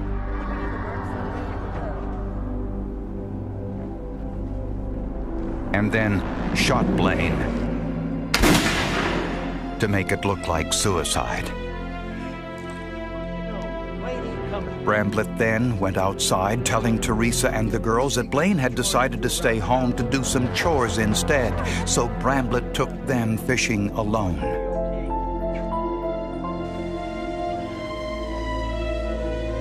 A park ranger said he saw Bramblett, Teresa, and the two girls at the lake that day. When they returned home, Bramblett may have wanted Teresa or one of the girls to discover Blaine's body, confirming it as a suicide rather than murder. But something went wrong. Teresa may have found Blaine's body and believed it was murder, not suicide. As she came downstairs, a struggle ensued on the staircase where Teresa's hair was left on the railing. Bramblett strangled Teresa to death.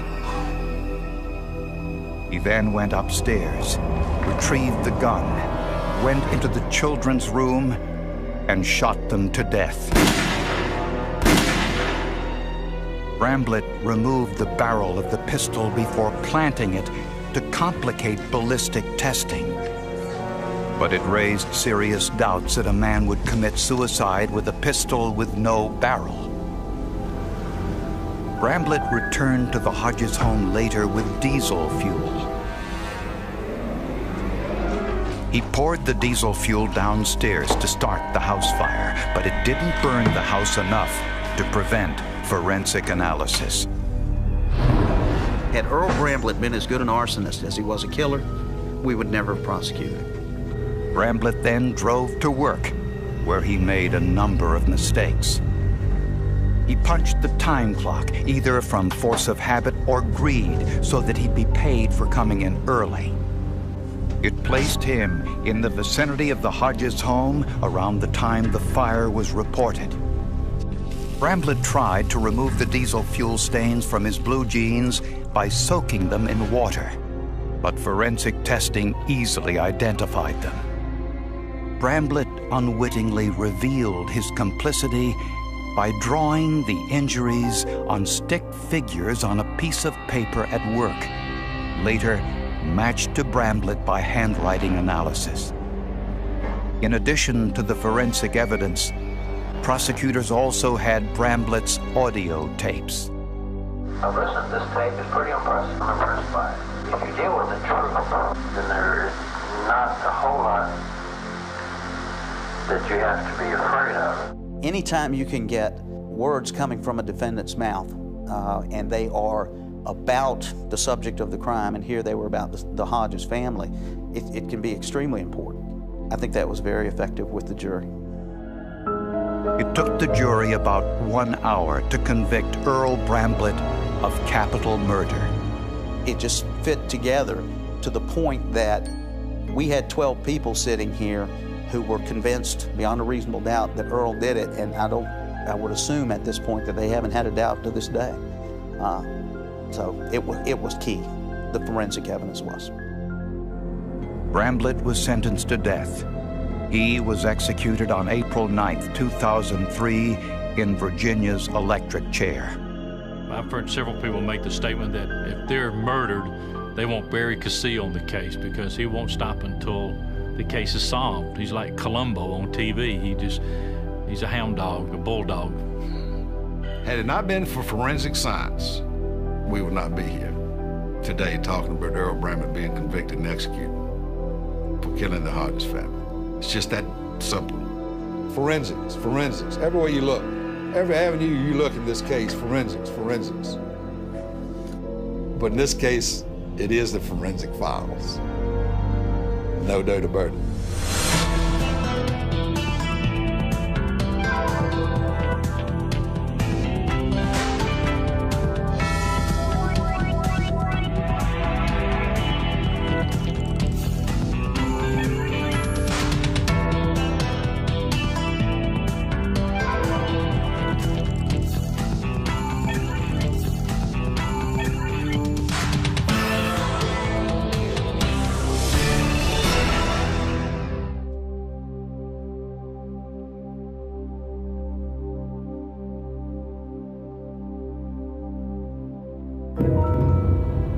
Two men were murdered while sleeping in their bed. One night later, an arson fire destroyed a family planning clinic. Investigators wondered whether some shards of glass, paint chips, and a chicken feather could link what appeared to be two separate crimes.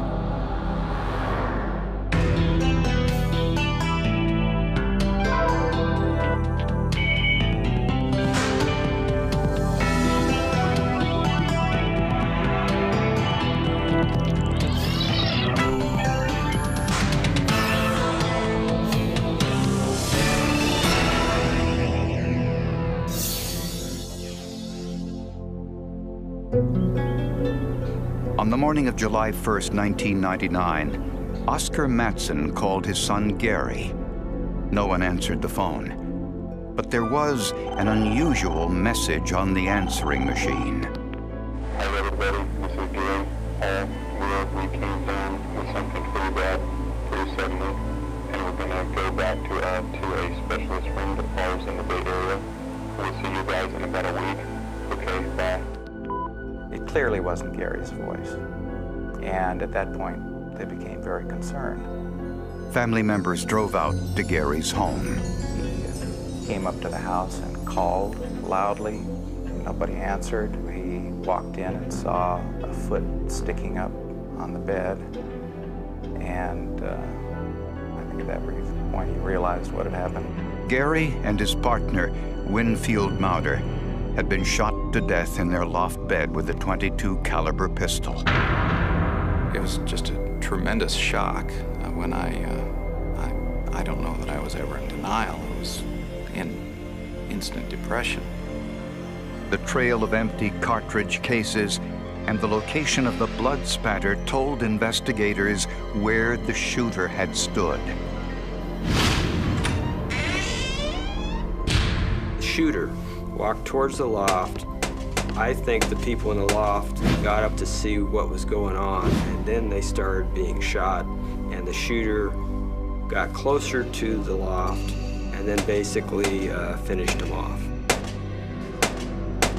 It was an overkill, basically, with each of them being shot multiple times like that. It was like somebody was trying to send a signal to us, or there was something that they wanted to say about how they killed these people. The killer then recorded a new message on the telephone answering machine saying the two men were away on a trip. The autopsy revealed Gary and Winfield were killed between midnight and 4 a.m. Winfield's car was missing from their home, along with Gary's credit card and driver's license. Gary's family didn't believe the murder was a random act. We felt very strongly early on that it was a hate crime, that they were murdered because they were gay, because they both were. They were active in gay rights issues. So we just had a strong feeling. We just knew it was a hate crime. I did anyway. You know, everybody was looking over their shoulder, you know, wondering what was going on, if they would be next. I think the fact that someone goes into your home and shoots you to death in your bed disturbed everybody in this community. Gary Mattson and Winfield Mauder had lived together for 16 years and owned a landscaping and nursery business. They had no known enemies. 6 days after the murders, police found Winfield's car on a deserted road about 100 miles away. Gary Mattson's driver's license and credit card were not inside. Investigators asked the bank when the credit card was last used, and they got a surprise. The card had been used after Gary's murder to purchase some gun-related equipment. They had purchased almost $2,000 in reloading equipment, ammunition reloading equipment, and the person that had made the purchase had requested that it be sent to a P.O. box in Yuba City. That is really dumb. Criminals do dumb things, and you have to wonder whether they have some kind of subconscious urge to be caught. Investigators set up surveillance, hoping the killer would walk into their trap.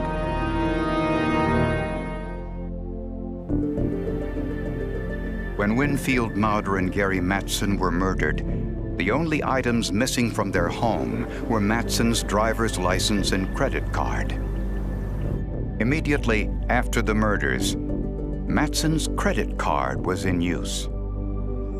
They used the victim's credit cards within hours of the murders.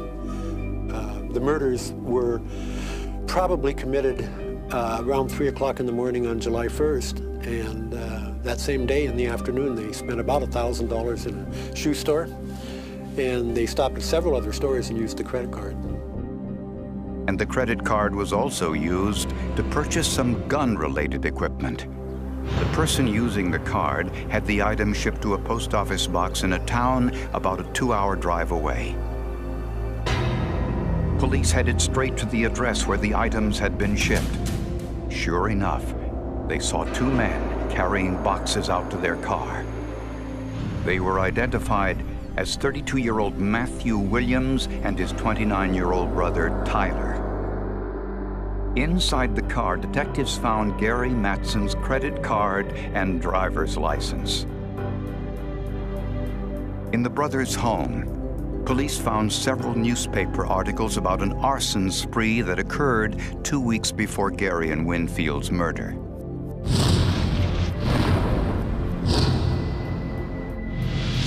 Three synagogues burned on the same night. All were arson, and at each one, hate literature littered the crime scenes. The flyers were found kind of randomly dispersed, thrown throughout the synagogue and also on the outside as well, in almost a random fashion. Police found similar literature in the boys' apartment. Thousands of pages of hate literature, anti-Semitic literature, racist literature, all kinds of white supremacist stuff. Gas chromatography identified the chemical makeup of the accelerant used in the arsons. In the boys' possession was a book on arson, which recommended the same chemical mixture. A second book described the best techniques for breaking and entering. It describes the best times to break in between the hours of 2 a.m. and 4 a.m., and all our arsons were within that time frame. And a third book recommended wearing coveralls to commit crime. Investigators found coveralls in the brothers' closet, similar to the ones the book recommended. Investigators found nothing in the Williams home that tied them to the murders of Gary Mattson and Winfield Mauder, but they found other forensic evidence. I looked at the suspect's car first, and probably the only thing that I recovered that was of significance was glass. The glass appeared to be safety glass, the type used in windows and doors. When it breaks, you actually have hundreds, if not thousands, of small particles of glass that will come back towards the person breaking the glass. And it'll become embedded in your clothing, even though you can't see it. In the trunk of the car were 2 black crowbars. One had green paint scrape marks. Could forensic scientists make any scientific connection between the murders, the arsons, and the Williams brothers?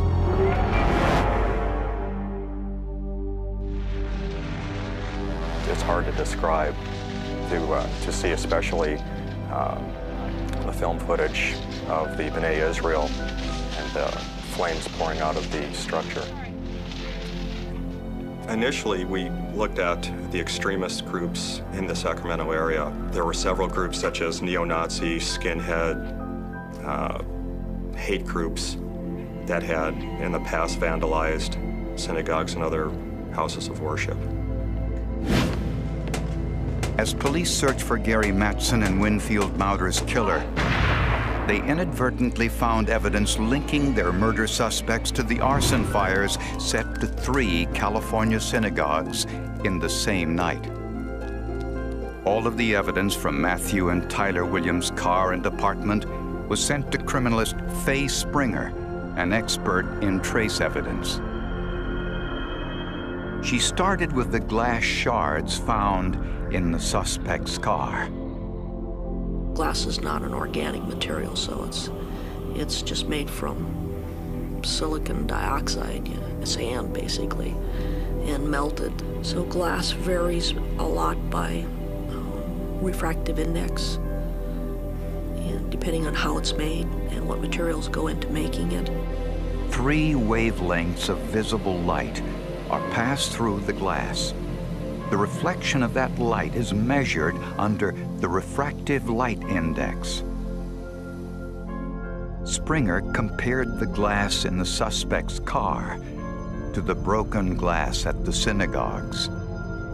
Glass at the arson at the synagogue was similar to glass in the suspect vehicle. It was the same type of glass, and it had the same physical properties and chemical properties. Blue coveralls found in the Williams brothers' home also contained glass fragments. So did 2 other objects found in the brothers' car. The crowbars were sent down to my laboratory because we suspected that their synagogue arsons were either used crowbars or bats. Eventually, we found some glass fragments that were similar to glass that was collected. Microscopic examination of the crowbars also revealed green paint. I'd called and asked him, where the green paint came from, because I knew none of the synagogues had green paint on them. So I'd been to all of them. And they said, well, the only thing that we have is this fire at this medical clinic office building. The medical office building was actually an abortion clinic which had burned the day after Gary and Winfield's murder. The abortion clinic had green trim around the doors where the arsonists entered the building. Springer compared these samples to the paint on the crowbar using pyrolysis gas chromatography. What it does is it allows you to look at the organic profile of the paint. And with paints, it's not just one chemical that goes into making a paint. There's lots of chemicals that go into a paint, and they give you kind of a profile of what that paint looks like. And when we analyze it, we look at the combination of all of those materials together. The paint on the crowbar had the same chemical composition as the paint from the abortion clinic. So there we had a double transfer from the medical clinic going to that crowbar, and that crowbar going to that synagogue. Forensic proof that the 3 synagogue arsons and the abortion clinic arson were connected. And forensic scientists got lucky with some other evidence. Not all of the firebombs placed inside the synagogues ignited. Extremely fortuitous that you would have unburnt material left at a crime scene. The surviving firebombs were plastic containers of flammable liquid with homemade wicks made of cloth. But in the cloth were some unusual items, including dog hairs, cat hairs, and even chicken feathers. When Springer went to the Williams home, she knew she had something. I saw all the bird cages and I thought, oh man, you're gonna have one bird of every kind that ever walked the earth. I got excited very quickly. They had 3 dogs. They had a chicken coop in the back. Taking the chicken samples wasn't easy. We just scare them so they're flapping all over the place, and then we get the loose feathers. The hair from the Williams dog and cat, as well as the chicken feathers, were microscopically consistent with the hair and feather evidence contained in the wick of the firebomb. And the chemical makeup of the light blue paint on the Williams family tool shed matched the blue paint found on one of the synagogue firebombs. There was just too many coincidences. The feathers, the dogs, the same kind of paint. I had a lot of confidence that these materials were going to show that the bottles came from that location. With the synagogue and abortion clinic arsons solved, there were still 2 remaining questions. Did the Williams brothers kill Gary and Winfield? And was there forensic evidence to prove it?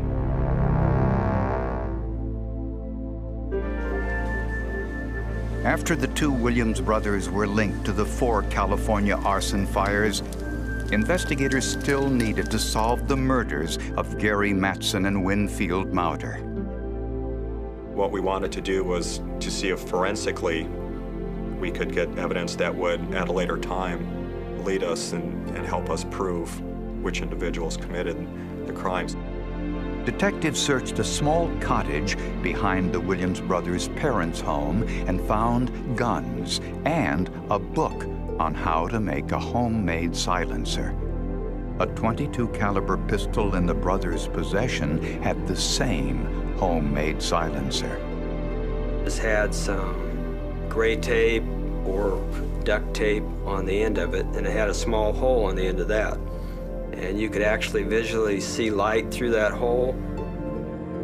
On the end of the tape was a tiny speck of blood, which was sent to the lab for DNA analysis. One of the victims was within a couple feet of the victim when it was fired, to put that small of a droplet on the end of that piece of tape. Mark Fisher processed the Williams gun.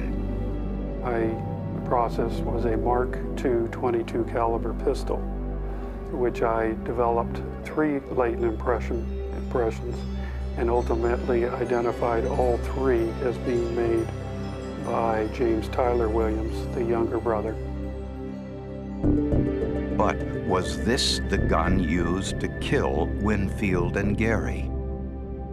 When the cartridge is discharged, the cartridge case itself expands and it picks up an impression of the chamber of the gun. Firearms experts test-fired the .22 caliber pistol and compared those spent cartridges with those found in Gary and Winfield's home. Based on this comparison, I was able to conclude that that Mark II pistol was in fact the one that had been used to fire the components at the scene.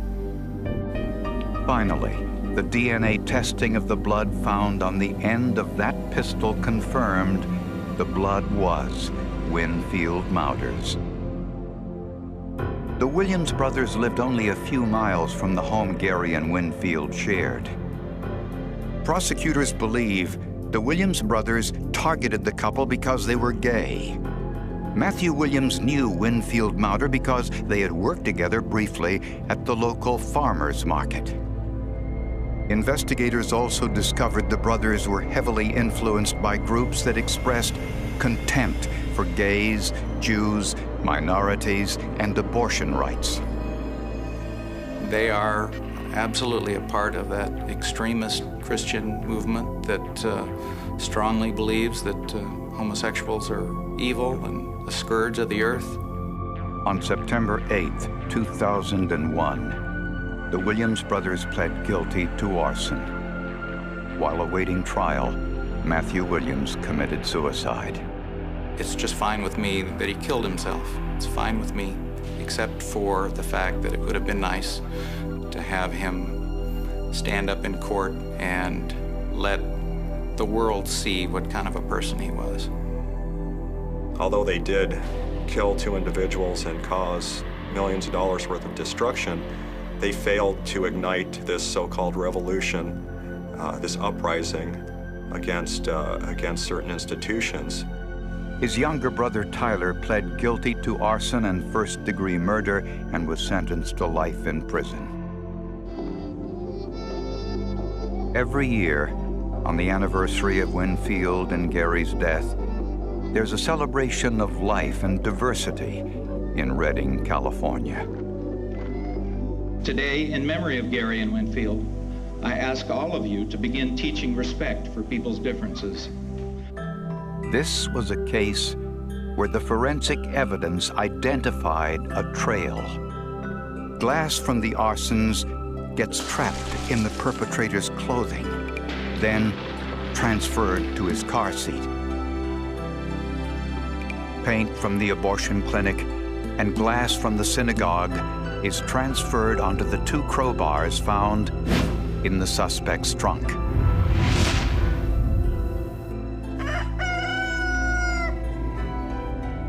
A chicken feather, dog and cat hairs cling to a shirt worn by the perpetrator, a shirt that's later cut into pieces to make the wick in a firebomb.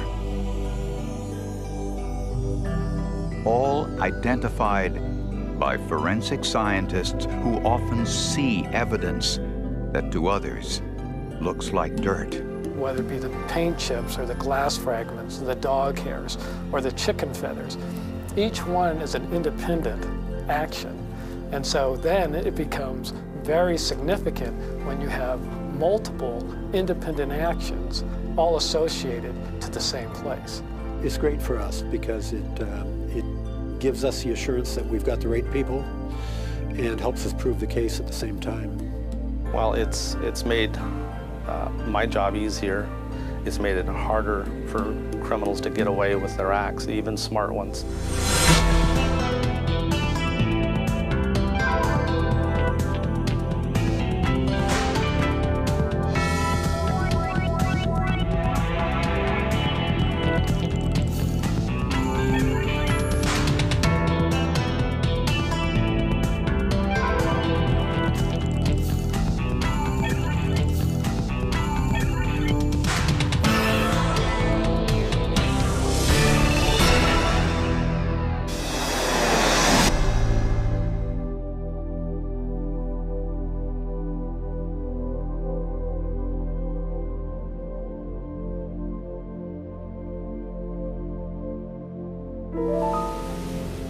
With no forensic evidence found at a murder scene, investigators were baffled.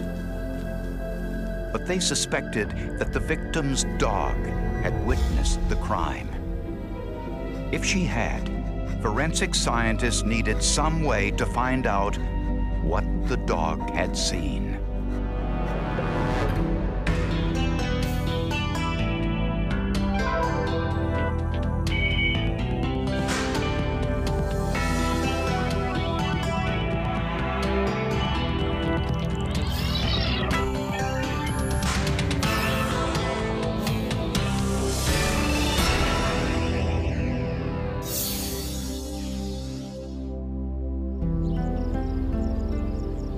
North Liberty, Iowa is such a small town it doesn't take much effort to know your neighbors.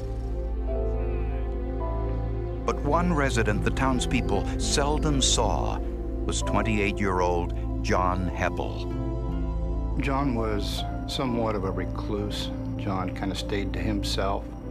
It wasn't unusual if we didn't see him for a month. He'd be doing things at his home or repairing things or out with his friends. At one point in time in John's life, he was a narcotics user and very possibly also a narcotics dealer. In February of 1999, John's mother was really worried. She hadn't heard from her son in over 2 months. We'd been trying to reach my son, and that he wasn't answering, and we were afraid something was wrong. So she called the local sheriff, who found John's van parked in his driveway. But no one answered the door. They smelt an odor coming from inside the trailer. He described that odor as being the odor of death.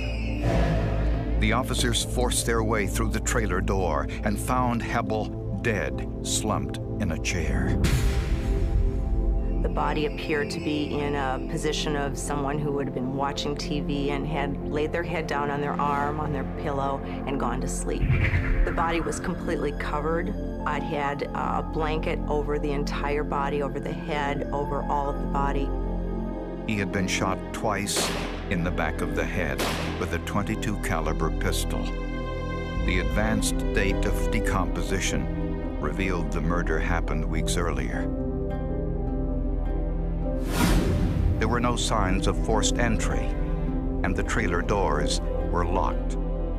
That indicated to us that someone actually left the residence and took the time to use a key to bolt that door shut again, keeping other individuals from being able to easily access and enter the trailer. In the home, police found a small amount of marijuana and some drug paraphernalia. John didn't deserve to have this happen to him. He may not have been the perfect person in the world. He may not have had the best lifestyle in the world, but I could almost guarantee you would give you the shirt off his back. But John's prized collection of guns was missing, including a uniquely customized Gold Cup .45 semi-automatic pistol. This Colt Gold Cup was described to me from one of John's friends, is you would have to pry that gun away from his cold, dead fingers. He was able to take guns apart and work on them, repair them, customize them, put fancy gold on them, things like that. It sounded as if John had been killed for the gun collection. And another one of John's prized possessions was missing, his 3-year-old husky, Keisha. Oh, he loved his dog. His dog was his life. She was his baby. She had a lot of hamburgers, a lot of pizza, hot dogs, things like that. I think she ate mostly people food. She was very spoiled. Police soon learned that a dog matching Keisha's description was found a month earlier, wandering aimlessly several miles away. She was just standing in the middle of the street, dazed, looking around like, where am I? What am I doing here? John's parents identified Keisha. The evidence suggested she had been driven there and dropped off. Keisha was found during January when the roads are typically dirty and muddy. That Keisha's condition was pretty clean. The crime scene showed that the dog's leash, which normally was kept inside the trailer next to the door, was actually in the victim's van. It suggested the victim's van had been used to transport the dog and dispose of the dog. This was just one unusual detail in an investigation that was to become even more bizarre.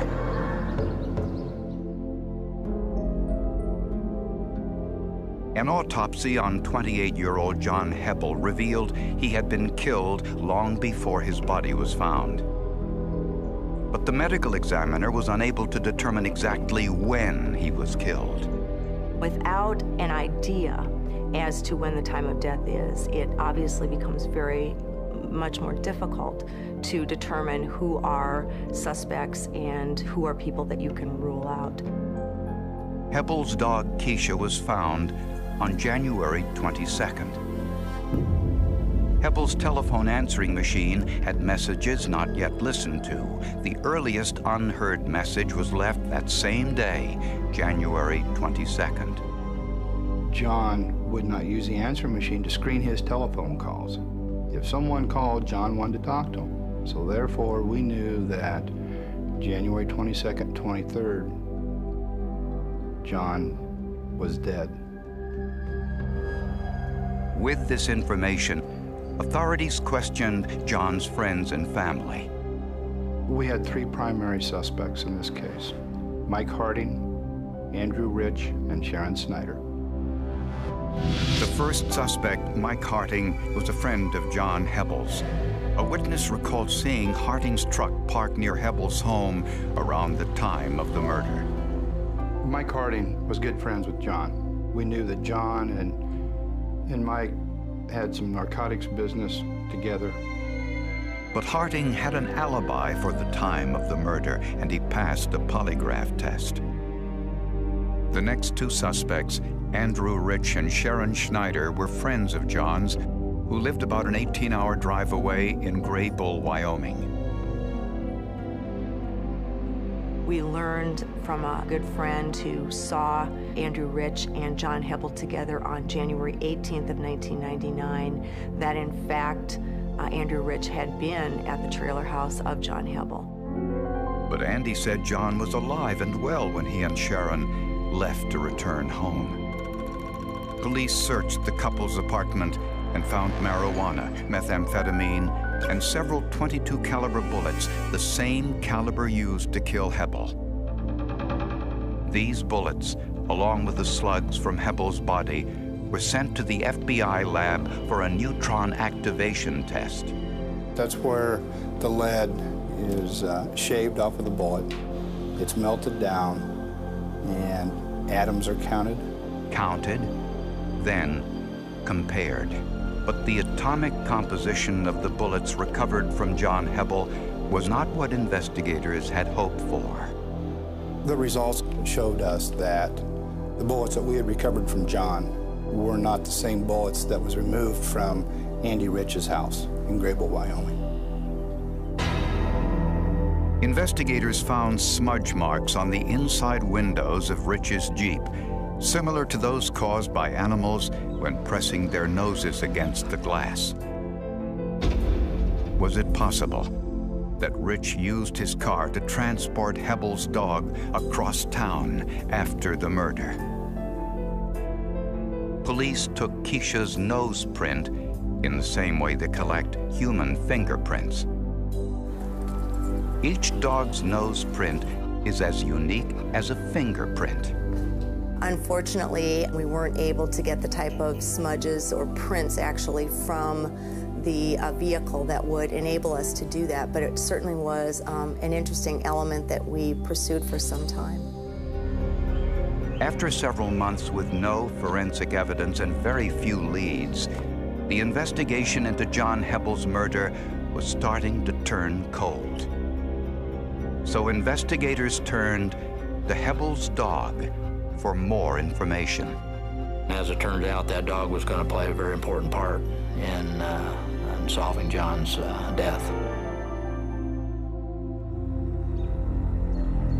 A year after John Hebble's murder, police suspected Hebble's best friend, Andy Rich, was somehow involved in his death, but they had no proof. All investigators knew was that Rich had some unusual career aspirations. We knew that his lifelong goal was to be a hitman for the mafia. We had interviewed past girlfriends. We had interviewed other associates of Andy Rich. And he always portrayed himself as a tough guy. That's how Andy Rich wants to be remembered. We were concerned that Sharon Snyder, the girlfriend of Andrew Rich, had information that she was fearful about telling us. The impression was that she was being guarded out of fear, her fear of Andrew Rich. That was a good punching bag for him. He abused me a lot. There was a lot of abuse, not just physical, There was a lot of verbal abuse. Police looked into Sharon's background to see if she had ever been involved in illegal activity, and they found something. Sharon Snyder was purchasing guns in a different location. She would give those guns to Andy Rich. Some of those guns went to John Hebel. We had a violation of the federal statute. The federal firearms and narcotics statute was the wedge that we used to split Andy Rich and Sharon Snyder. Sharon told a different story about that visit with John Hebel. I honestly couldn't live with myself anymore. I had to face up to whatever was going to happen to me. Sharon said she dropped Andy off at Hebel's home about 3 days before the murder, then left to visit her daughter about an hour's drive away. A few days later, Andy arrived driving John's van. They put some of his guns into their car, took John's van to his home, and then drove their car back to Wyoming. I had no idea that John was dead, no. I had no idea about that. I had wonders of why he had these guns. After a brief stay in Wyoming, Sharon said that Andy left alone with the guns. Took off in the middle of the night or around 4 o'clock in the morning and headed to Texas. He was gone 3 weeks. It was Andy's own stupidity for telling me where he was going. We started to learn things from Sharon that we had suspected all along. And at that point in time, it became really important for us to find any information that we could that was going to corroborate what Sharon had to say.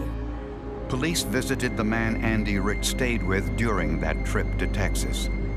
He said Rich had given him an unusual Gold Cup .45 caliber semi-automatic pistol to pay off a drug debt. But by this time, a year later, he no longer had the gun. Investigators then located a second man Rich visited on that trip, who still had in his possession a box of ammunition Rich had sold to him. Inside the box, investigators found several short black and white hairs. Microscopic analysis confirmed that the hairs were from an animal, but there were no roots attached, so nuclear DNA testing was impossible. But they were able to extract mitochondrial DNA from the hair. Mitochondrial DNA is passed to animals and humans only from the mother. Joy Halverson, a California veterinarian, specializes in animal DNA. It will not be as unique a profile as I might get from blood or saliva or a hair with a root, but it will still allow me to say, yes, this sample matches the reference dog, or it doesn't match the reference dog. Breeds of dogs, and to some extent cats today, are really only a few hundred years old.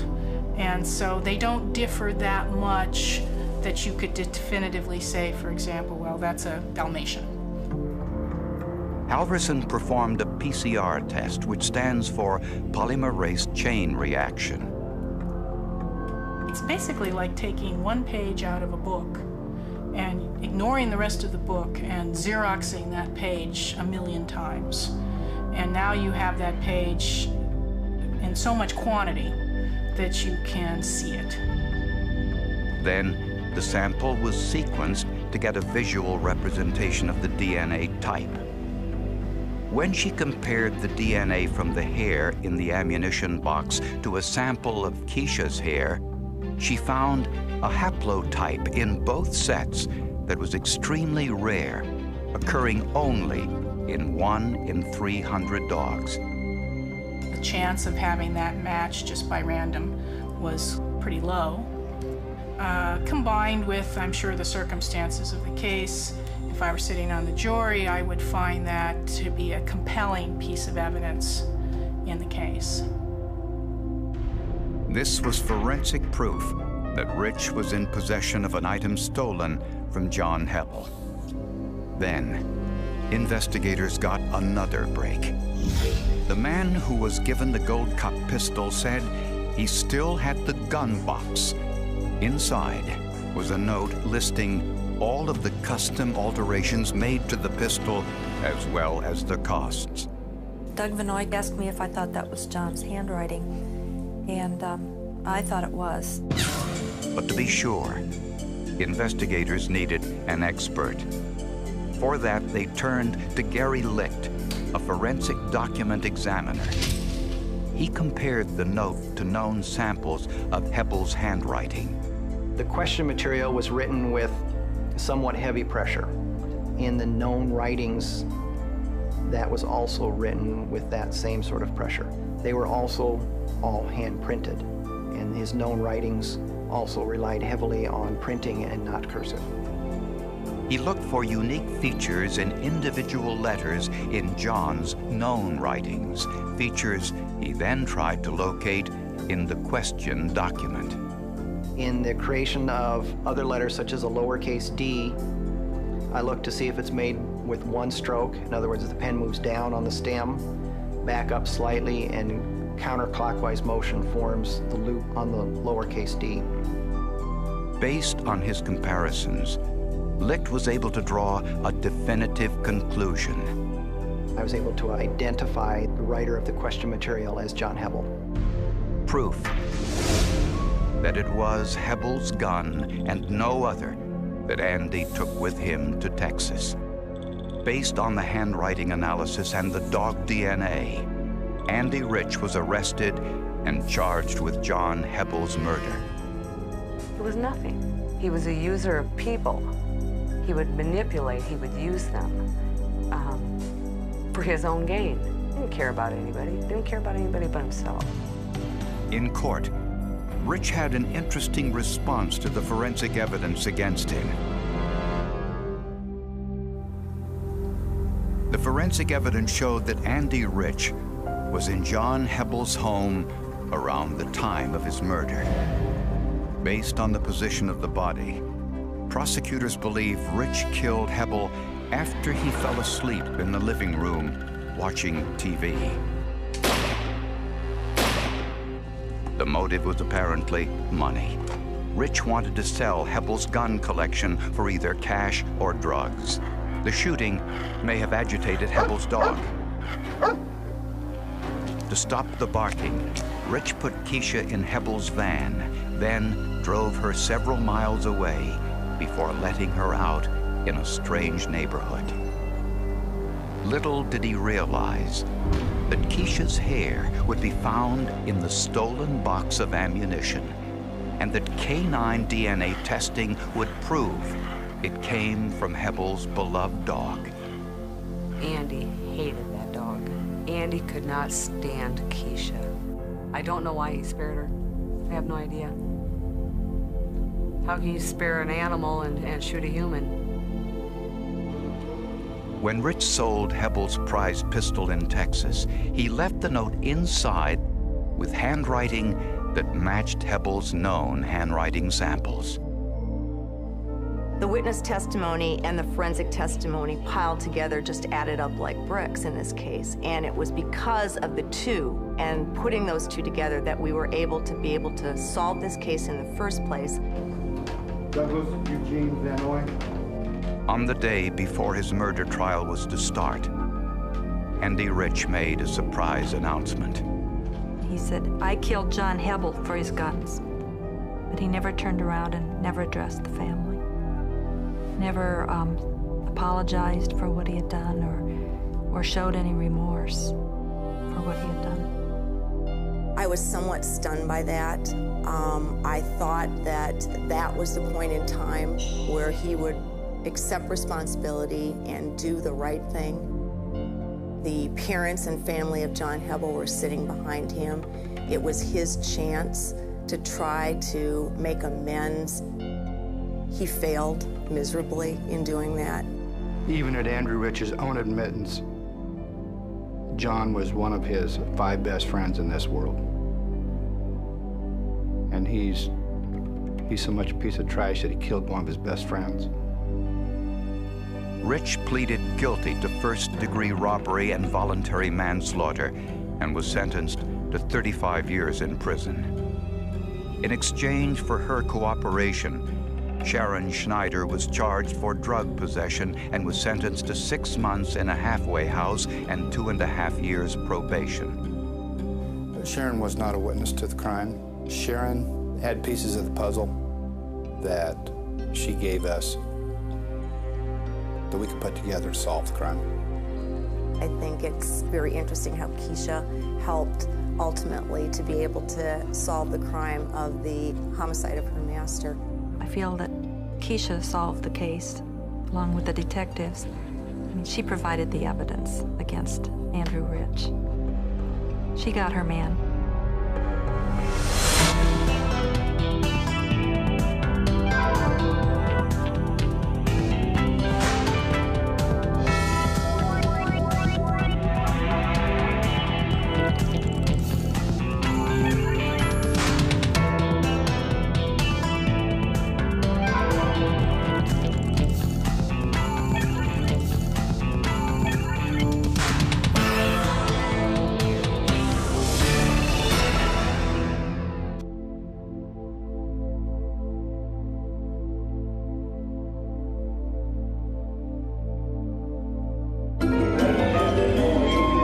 She worked behind the scenes in a television newsroom.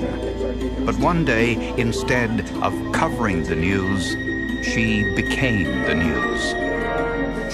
Covering the news where you live. This is NBC 12 News, first at 4. The crime scene told a terrible tale of violence.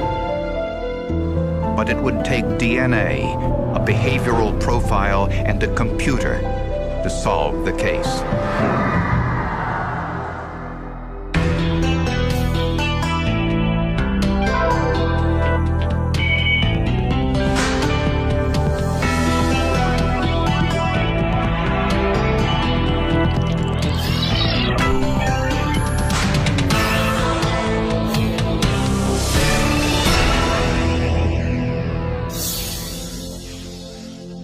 Wanted to be an on-air reporter and an anchor.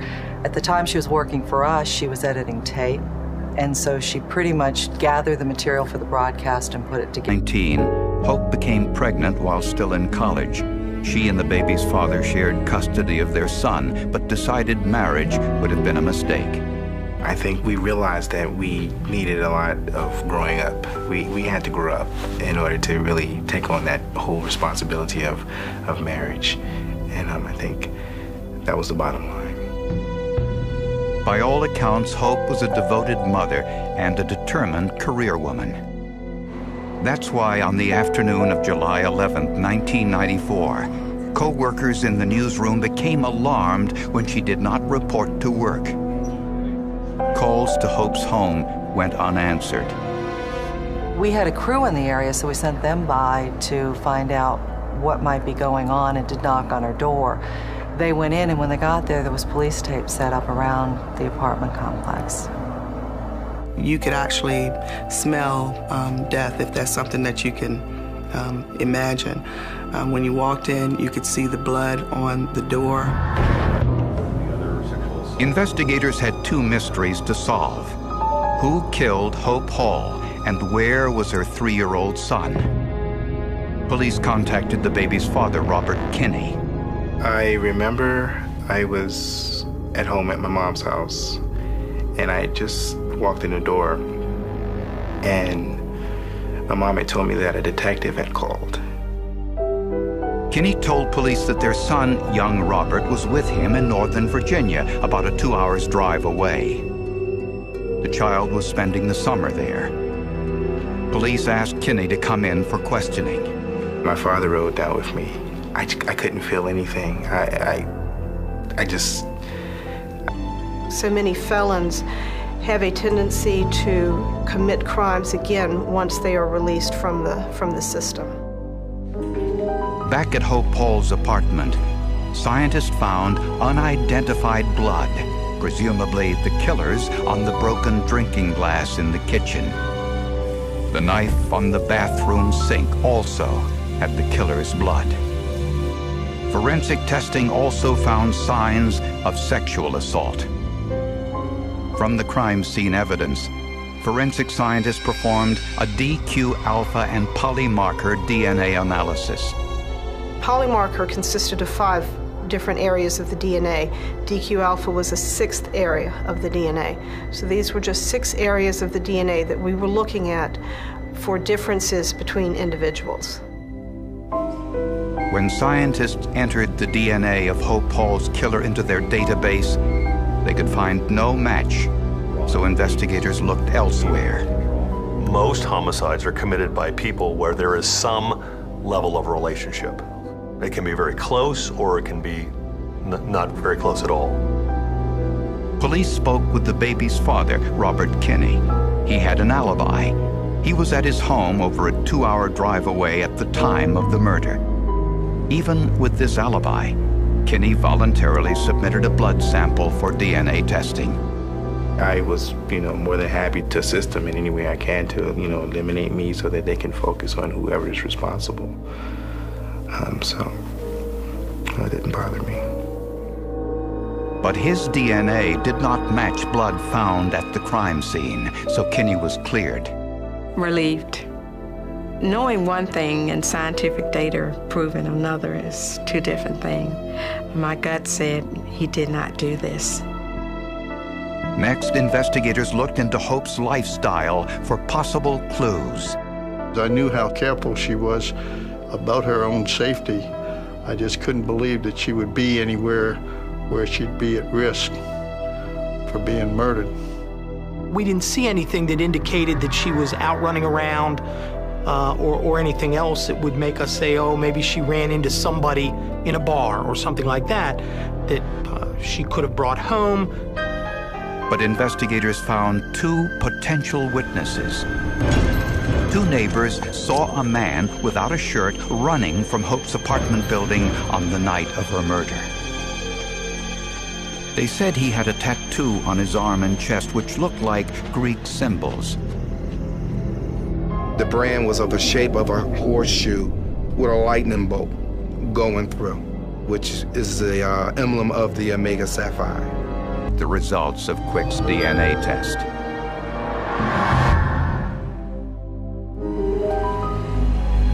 In the search for Hope Hall's killer, police turned their attention to Hope's ex-boyfriend, 29-year-old Leroy Quick. Witnesses claimed they saw him running from Hope's apartment building on the night of the murder. This is NBC 12 News, First and 4. Police made a break in this case just before sunrise. Around 6 a.m., they arrested 29-year-old Leroy D. Quick III. All of us were surprised because it was someone that she had not even mentioned to us. Hope's co-workers told police the couple met that summer. Quick denied having a key to Hope's apartment. He denied being at Hope's apartment the night of her murder, and he denied any involvement in the crime. It was a roller coaster. We felt that everything was about to come to an end. We were about to find out exactly what happened. And that wasn't the case. Investigators were dumbfounded when they heard that Leroy Quick's DNA did not match the crime scene evidence. I was somewhat surprised. We have the witnesses that identified him coming out of the apartment, running without a shirt on, jumping in a car, taking off in a brisk motion. God help. They maintained constant contact with police and wrote to dozens of lawmakers pleading for help in finding their daughter's killer. Not just because he had murdered Hope, but because he was a threat and a menace. It was very frustrating for everyone. It was very heartbreaking for her mother, and we saw the anguish that her mother was going through as she tried to find an answer to this. After clearing the 2 most obvious suspects, forensic scientists performed a second, more discriminating DNA test of the killer's DNA using RFLP, restriction fragment length polymorphism. At the time, RFLP was the most discriminating DNA test available. RFLP measured various sections of the killer's DNA to determine the lengths unique to that individual. Means that there is a much better chance of telling my DNA apart from yours. This newer, more complete DNA profile of Hope Hall's killer was once again entered into the Virginia DNA databank. The computer compares the unidentified DNA profile to the DNA of 8,000 convicted felons. I'd been working on it for a long time, so it had become like my case. You know, of all the cases that I'd worked on, this was the one that I really wanted to get a hit on. 2 years earlier, there had been no match, but this time was different. The blood and semen evidence in Hope Hall's apartment matched that of Shermaine Johnson. His DNA profile was put into the database because of his recent conviction for 2 other rapes. Johnson lived in Hope Hall's apartment complex and was just 16 years old at the time of her murder. And it was a big eye-opener for me. I always thought criminals had scars and looked like criminals. This guy did not look at all like a criminal. This was the databank's first cold hit in a homicide case. An innocent face like Shermaine Johnson, you would think someone that innocent looking, that young, would not have committed this type of crime, but he did. Investigators thought they finally had the break they desperately needed. But if Shermaine Johnson was Hope's killer, why had witnesses identified Hope's ex-boyfriend as the man running from Hope's apartment? Johnson claimed he was innocent. He admitted knocking on Hope's apartment door and asking her for a drink of water. But Johnson said another man opened the front door with a key, pulled out a knife, and ordered Johnson to leave. This was consistent with the eyewitnesses who saw not Shermaine Johnson, but another man running from Hope's apartment later that same night. Was it possible Shermaine Johnson wasn't the killer? Investigators asked FBI behavioral profiler Mark Safrick to compare Johnson's past criminal behavior to the Hope Hall case. I mean, is he relatively criminally unsophisticated? Yes, that's not uncommon with younger offenders. But my job wasn't to look at Shermaine. I wasn't asked to look at Shermaine. I wasn't even asked to consider the offender. I was simply asked to look at behavior. Safrick went to Hope Hall's apartment to better understand the crime scene. He also examined photos and reports from additional rapes Johnson was suspected of committing.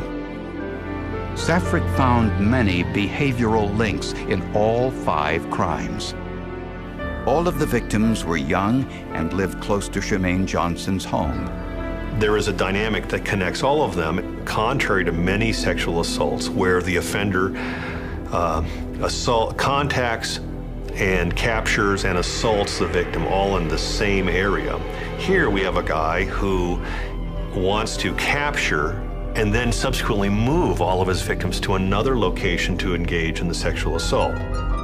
In each case, Johnson used some kind of ruse to gain entrance to the victim's home, and once inside, threatened the victims with one of their own kitchen knives. When he has the option for lots of different knives, even larger, more threatening knives, butcher knives, longer bladed knives, he chooses a shorter bladed knife. He's more comfortable with that type of weapon. Prosecutors were now convinced that Johnson went to Hope's apartment that night asking for a drink of water. Yeah, that's what if I get you water. I hope it's cold enough. Once inside, there was a struggle. The glass fell to the floor. Johnson grabbed a knife. The trail of blood indicated the attack started in the kitchen, then led to the bedroom. Johnson returned to the kitchen numerous times for other knives after each was damaged. At some point, he picked up the broken pieces of glass, cutting his finger and leaving his DNA behind. After the murder, the evidence shows Johnson washed his hands in the bathroom sink, but he didn't remove all of his own blood. He was trying to clean up, He may have been injured. Maybe that's why the water was left running in the bathroom. Or it may have just been that he was just trying to clean the knife. He just didn't clean up good enough. But one nagging question remained. If the witnesses were correct in their identification, why was Leroy Quick running from Hope's apartment that night? Prosecutors don't believe Quick had anything to do with the murder. But there is speculation that Quick may have gone to Hope's apartment that night, used a key to get in, and found Hope dead, then fled, fearing he would be blamed, and locked the apartment door behind him. Quick, however, denies this. Regardless, Shermaine Johnson was tried and convicted of Hope Hall's murder, and this time was sentenced to death. I think the guy is an animal. I don't know whether I want to push the needle, but I certainly would like to witness the pushing of the needle. And if nobody else would do it, I would certainly do it. Investigators say it was the confluence of DNA evidence, computer technology, and the foresight to collect and catalog the DNA profiles of all convicted felons that brought Shermaine Johnson to justice. We interviewed everybody in that apartment complex, and Shermaine Johnson's name never came up. Without the DNA data bank, without that forensic evidence, unfortunately, I would say that this case would not have been solved. We are trying to push international databasing. We feel very, very strongly that criminals don't stay put. They move from city to city, state to state, countries to countries. And we want to make sure that the clear message is sent out that no matter where you go, no matter what you think you've gotten away with, your DNA and law enforcement will be waiting for you.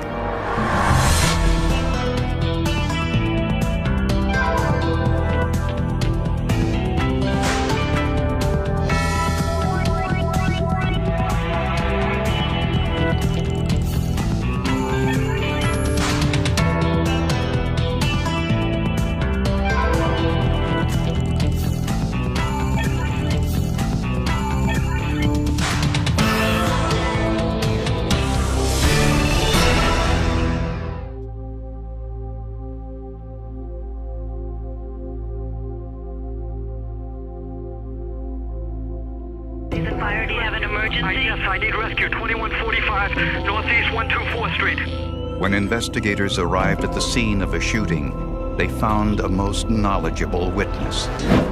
The victim's husband is a homicide detective, and he said the shooting was an accident. It took a photograph, a forensic scientist's own blood, and the flexibility of a tendon to solve the mystery.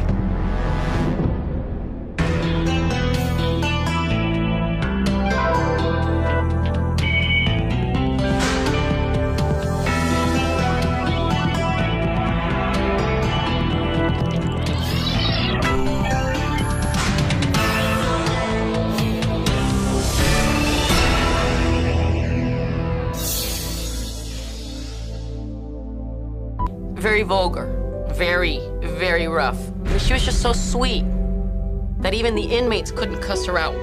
On August 1st, 1989, the MacArthur's two children were in Boston visiting Ted's family. At 8:33 a.m., Ted frantically called police. County Police and Fire, do you have an emergency? Yes, I need rescue. 2145 Northeast 124th Street. My wife was around with a gun and just shot herself. Is this a house or a park? This is Sergeant MacArthur from Homicide. Okay, Sergeant MacArthur, this is Priscilla. Where is she shot? In the head, please. Okay, they're on the way. An ambulance arrived a few minutes later. Ted was performing CPR on Pilar, but it was no use.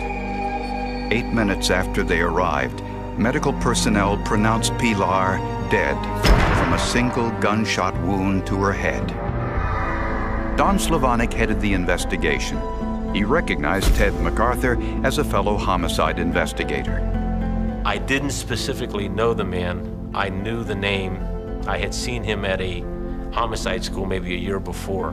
His reputation was that he was a good investigator. 35-year-old corrections officer Pilar MacArthur was dead from a single gunshot to her head. Her husband, homicide investigator Ted MacArthur, was brought in for questioning. Do you swear that the statement you're about to give will be the truth, the whole truth, and nothing but the truth, so help you God? Ted said Pilar was asleep, and he playfully used a toy water pistol to wake her up. I'm up already. He said he went into the bathroom to refill the water pistol, and when he returned, he saw Pilar jokingly holding his police revolver to her head. And she said, "Don't worry, it's not loaded." And then it went off. Ted said he immediately called 911, then put Pilar on the floor and began CPR. At the scene, police found the water pistol Ted referred to. The bullet wound was on the left side of Pilar's head, supporting Ted's account of what had happened. There was only one empty cartridge in the gun's chamber. 5 unspent shells were on the nightstand, meaning it was possible Pilar thought she had emptied the gun and didn't realize it was still loaded. And investigators tested Ted's hands for gunpowder residue, which would have been present had he fired the gun. Those tests were negative. But Slavonic was too experienced to merely accept the word of a fellow officer. When he spoke to the couple's friends, relatives, and co-workers, Slavonic learned there were problems in their marriage. There was a few people that had good things to say about him, but most of the people that I spoke with didn't share a very good opinion about him. He wasn't an overly personable man. And Pilar told friends that her husband was spending money faster than they could make it. And she was telling me, you know, he's withdrawing $200-300 at a time, and I don't know where this money's going. There were times, several months before her death, she would go and write a check for groceries, not realizing that he had taken all the money out and the check bounced. And when Pilar looked in her husband's wallet, she saw the reason for his extravagance. It was a picture of a woman sitting on a bed with a little nightie on, and I said, "So what happened?" And she says, you know, I asked him, and he said it was just a case. But Pilar worked in law enforcement and knew the numbers written on the back of the photograph were not case numbers. So that's when she decided she was going to investigate herself. Instead of hiring somebody, she decided to do it herself. And she started to go places and ask people. And then one day, she's in a bar, and she saw him with her, with the lady in the picture. I asked him in the interview if he was dating anyone. He initially denied it, and then he said yes, he was dating a lady, and he didn't want to give her name up. And I go, you don't understand. This isn't open for debate. Who is a lady? And I want her name right now. Ted identified his girlfriend as the crime reporter from the Miami Herald newspaper. To save their marriage, Ted promised to end the affair. For her part, Pilar did everything she could to make her marriage work.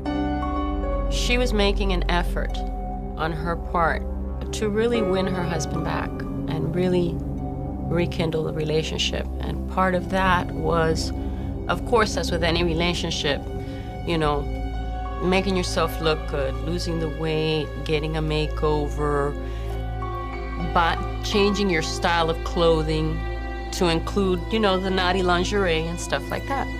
Ted promised Pilar he would buy her a $30,000 luxury car and made a deposit on a new home. A few days before Pilar's death, Ted arranged a romantic evening for his wife. He lit candles, drew a bath, and brought a television into the bathroom so Pilar could watch her favorite programs while relaxing in the tub. And he put the TV up and he hooked it up. And then he said, oh, I forgot something. And on his way out of the bathroom, he accidentally brushed against the television and it fell into the water. Fearing she would be electrocuted, Pilar frantically kicked the TV out of the water. He explained it as an accident and, you know, said he was sorry and it was nothing but an accident. And I said, do you believe him? And she said, yeah. I said, okay. This alleged accident, just 5 days before Pilar's suspicious death, was quite a coincidence. When forensic scientists looked into Pilar's shooting, they found even more surprises. Investigators asked forensic scientist Dr. Henry Lee to examine Pilar MacArthur's bedroom in an effort to determine what really happened on the day of her death. The first thing he noticed was that Pilar's hands were completely clean. Her hand should have some high-velocity impact spatter, because when you pull a trigger, when fire pin hit the primer, a rapid oxidation creates a lot of force.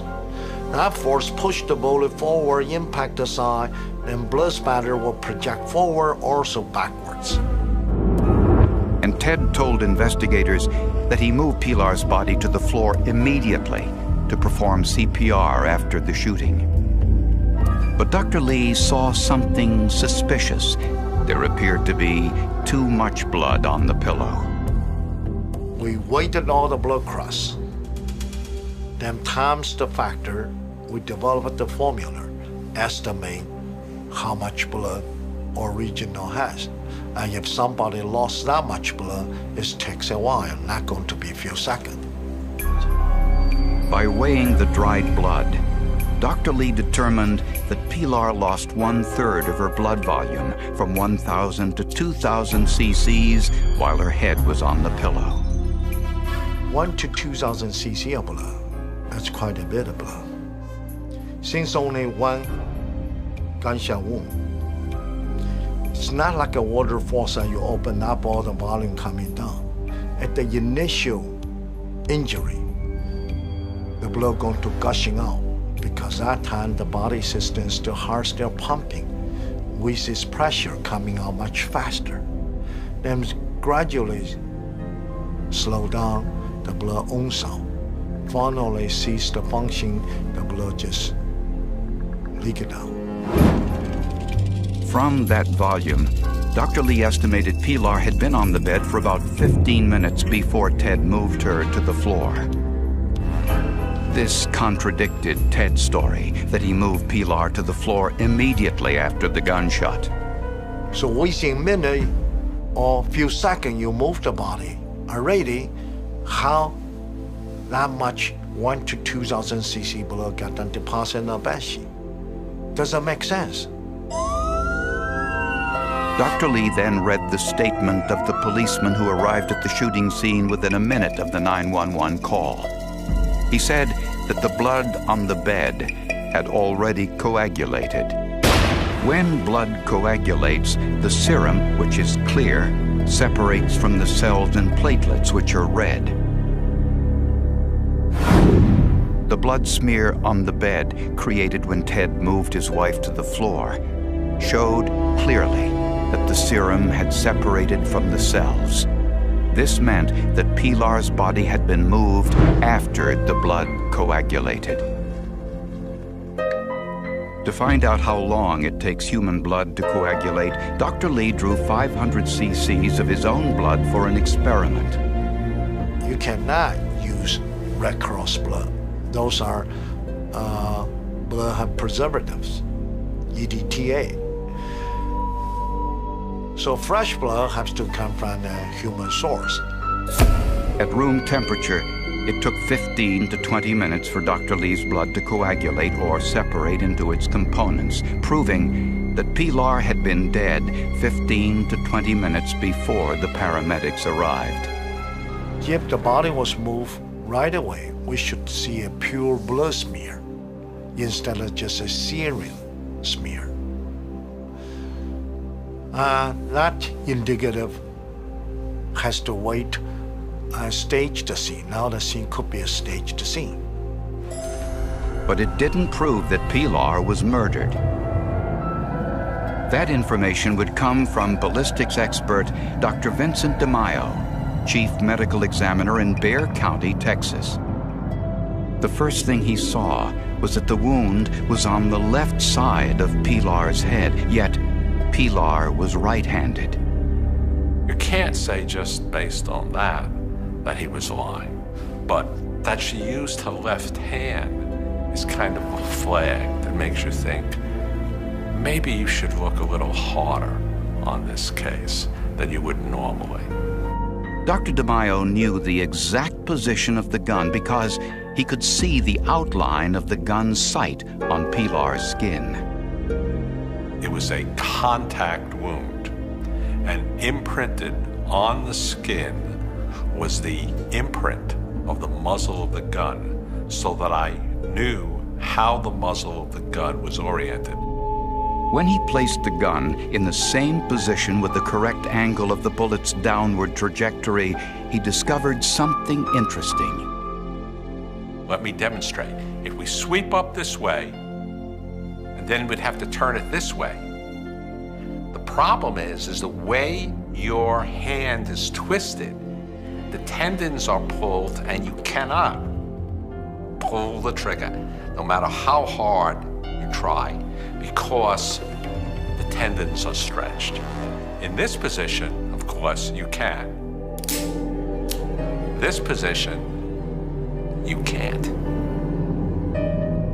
That ruled out an accident or suicide and proved that someone else must have fired the gun. The only other person in the bedroom that morning was Ted MacArthur. In fact, the gun was held against her head in this position.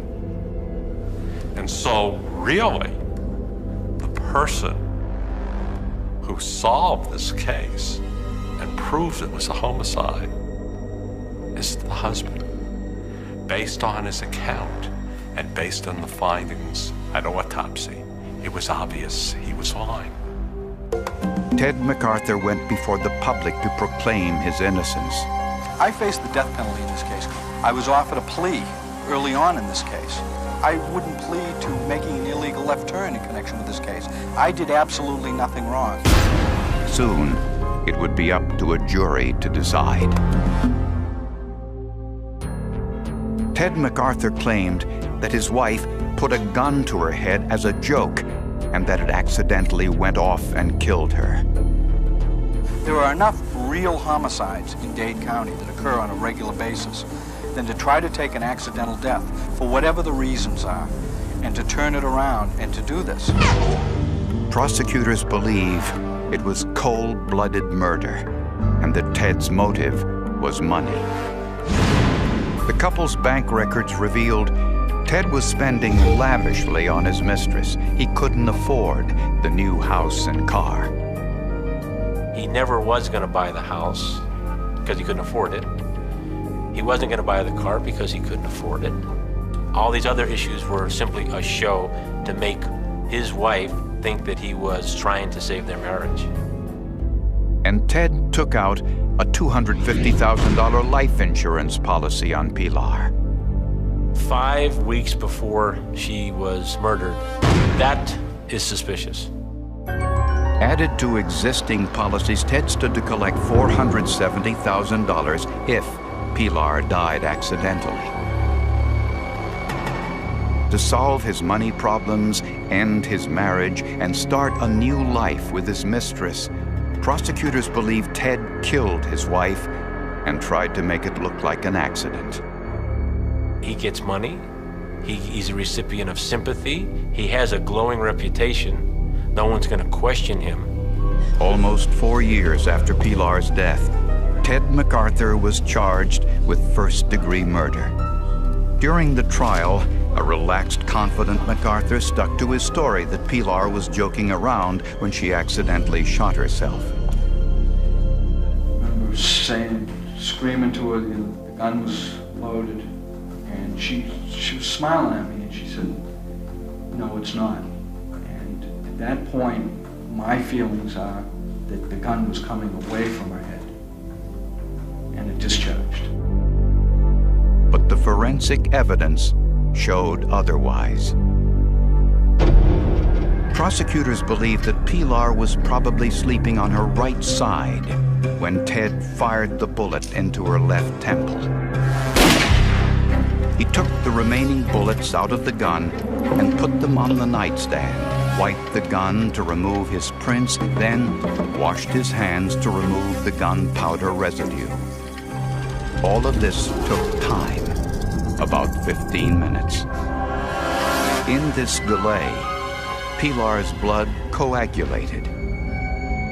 Ted MacArthur made the mistake of shooting Pilar on the wrong side of the head since she was right-handed, and he could offer no explanation why Pilar's hands were clean and her fingerprints were missing from the gun, all telltale signs of Ted's deception.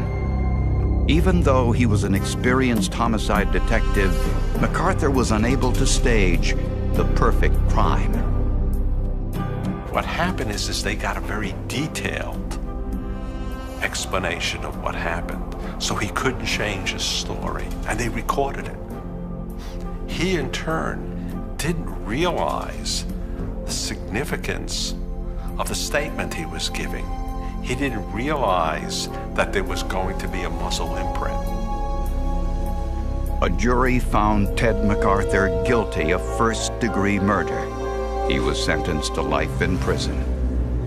Without the forensic, this case probably remains unsolved. Because the forensic evidence, we was able to impeach his alibi, his statement. He thought he could get away with murdering his wife. He thought people would believe it. He was wrong.